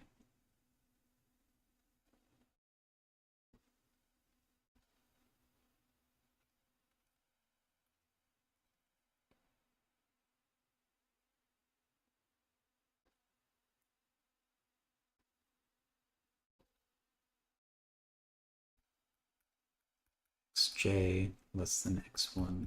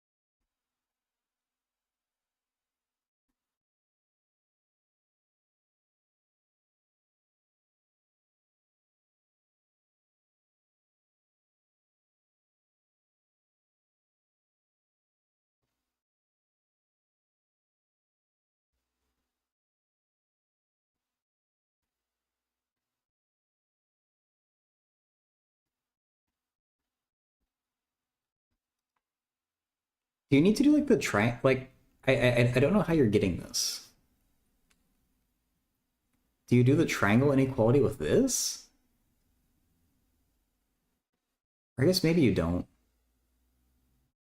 Yes?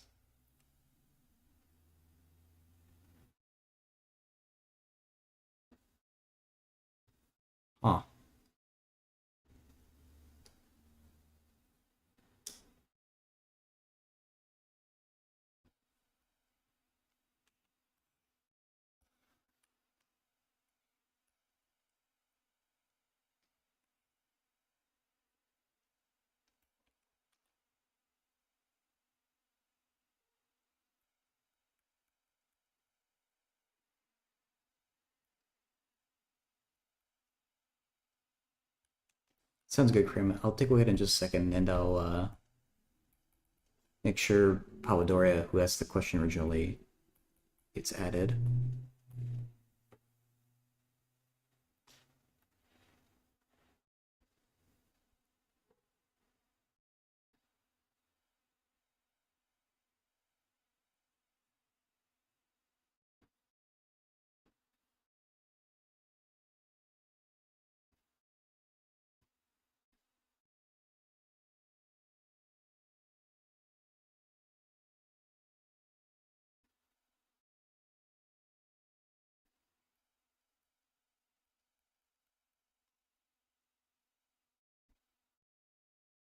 But it's weird, like, subtracting these to the other side of the inequality doesn't make, like, isn't there a negative sign that's an issue?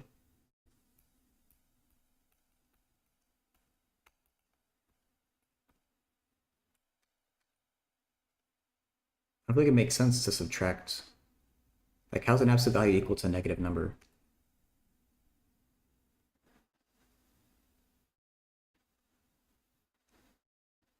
Oh, you do the other... Oh. Triangle inequality later.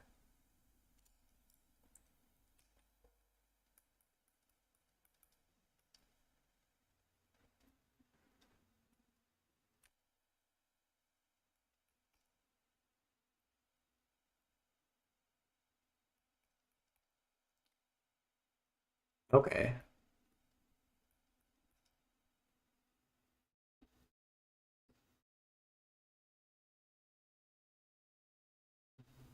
Yeah, I can see this now.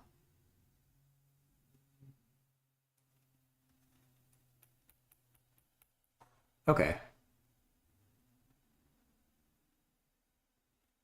I understand where this comes from now. I would not have thought to do that, dude. Oh my god. And then how do we know xj is less than x1?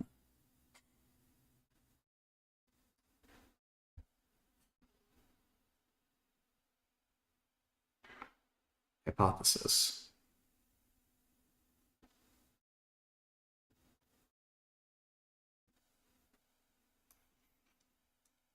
That it's not the zero vector?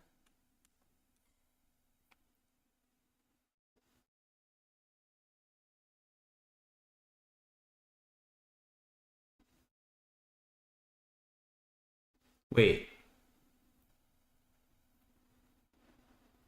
are you talking about this one? It doesn't make... Those are the entries of A, isn't it? Or you must mean that, but I don't know why that...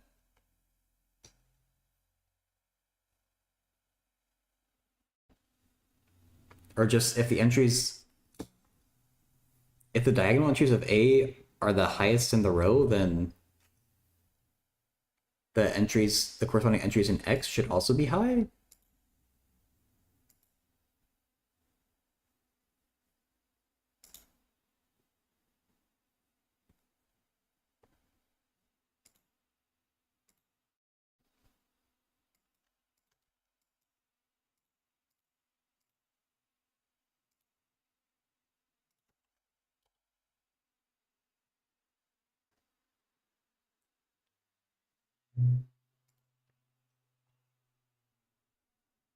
Yeah, it should have a coefficient that's the greatest.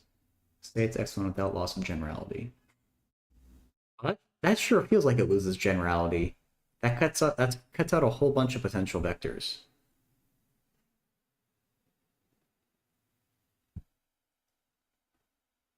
Well, no, yeah.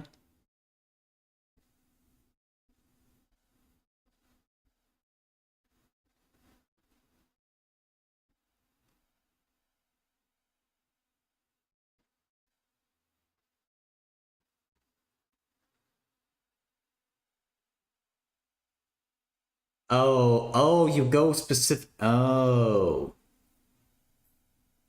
Okay, so I didn't catch. So we're specifically looking at the greatest entry in the X vector. Okay.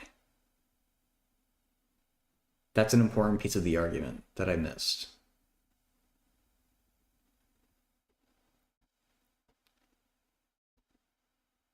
Uh,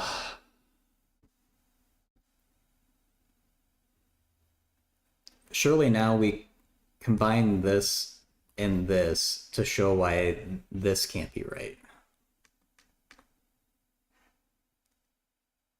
To A11 less than the sum of A1J. Yeah.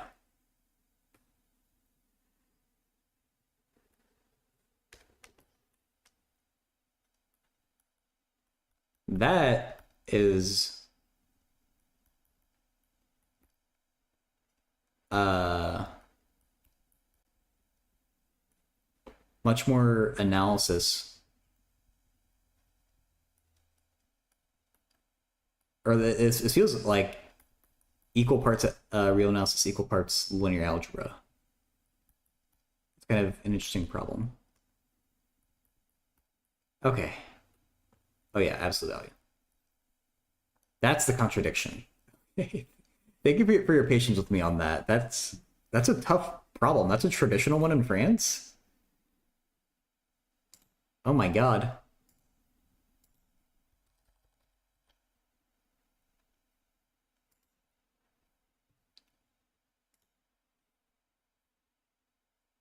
This is a Crim solution to Papadoria's problem. I don't know if Papadoria is here. I'll add him on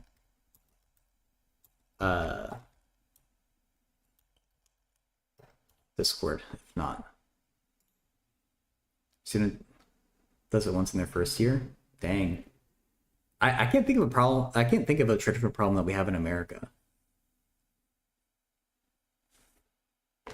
Oh, this is what you're saying to do before, Matthew, that Crim is done there. I was just like, I misinterpreted.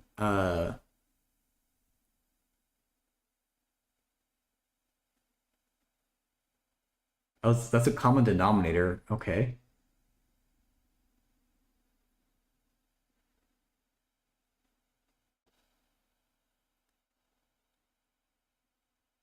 You're just canceling things.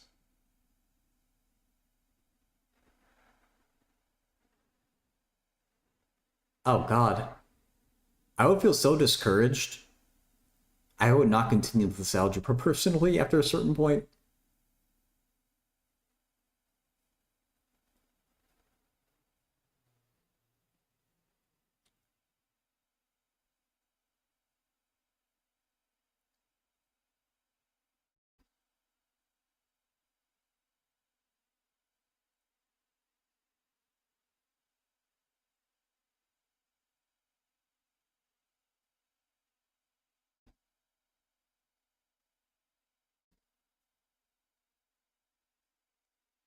After the final equations, p plus q is an integer.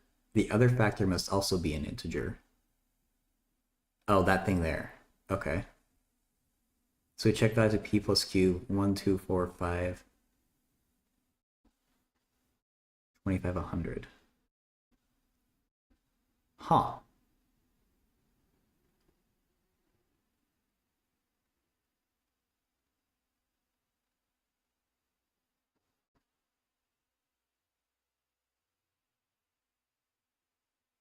Holy crap, Crim. What a god.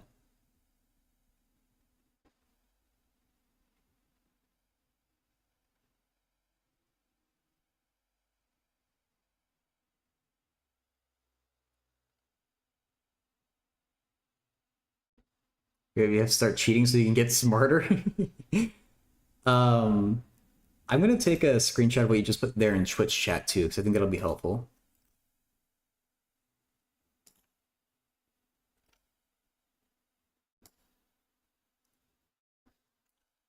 And since Salvador isn't here in the YouTube chat right now, I'm going to add him in Discord. Electrified rubber band.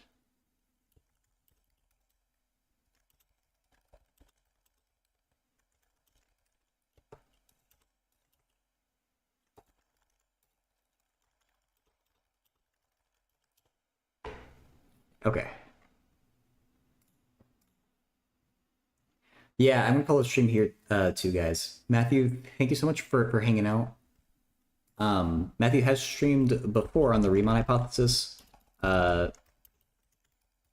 He may or may not stream again, but be on the lookout if he does.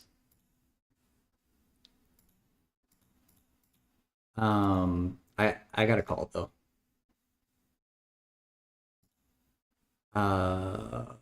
Get rid of a bunch of this stuff. Okay. So yeah. Thank you for finding a solution to that, Krim. Um. Sorry, Anders. My my voice is at the end of its rope here for the day. But I hope you're doing well. YouTube people, I'll see you later. So anybody's here on YouTube, thanks for being here. Back on YouTube on Thursday.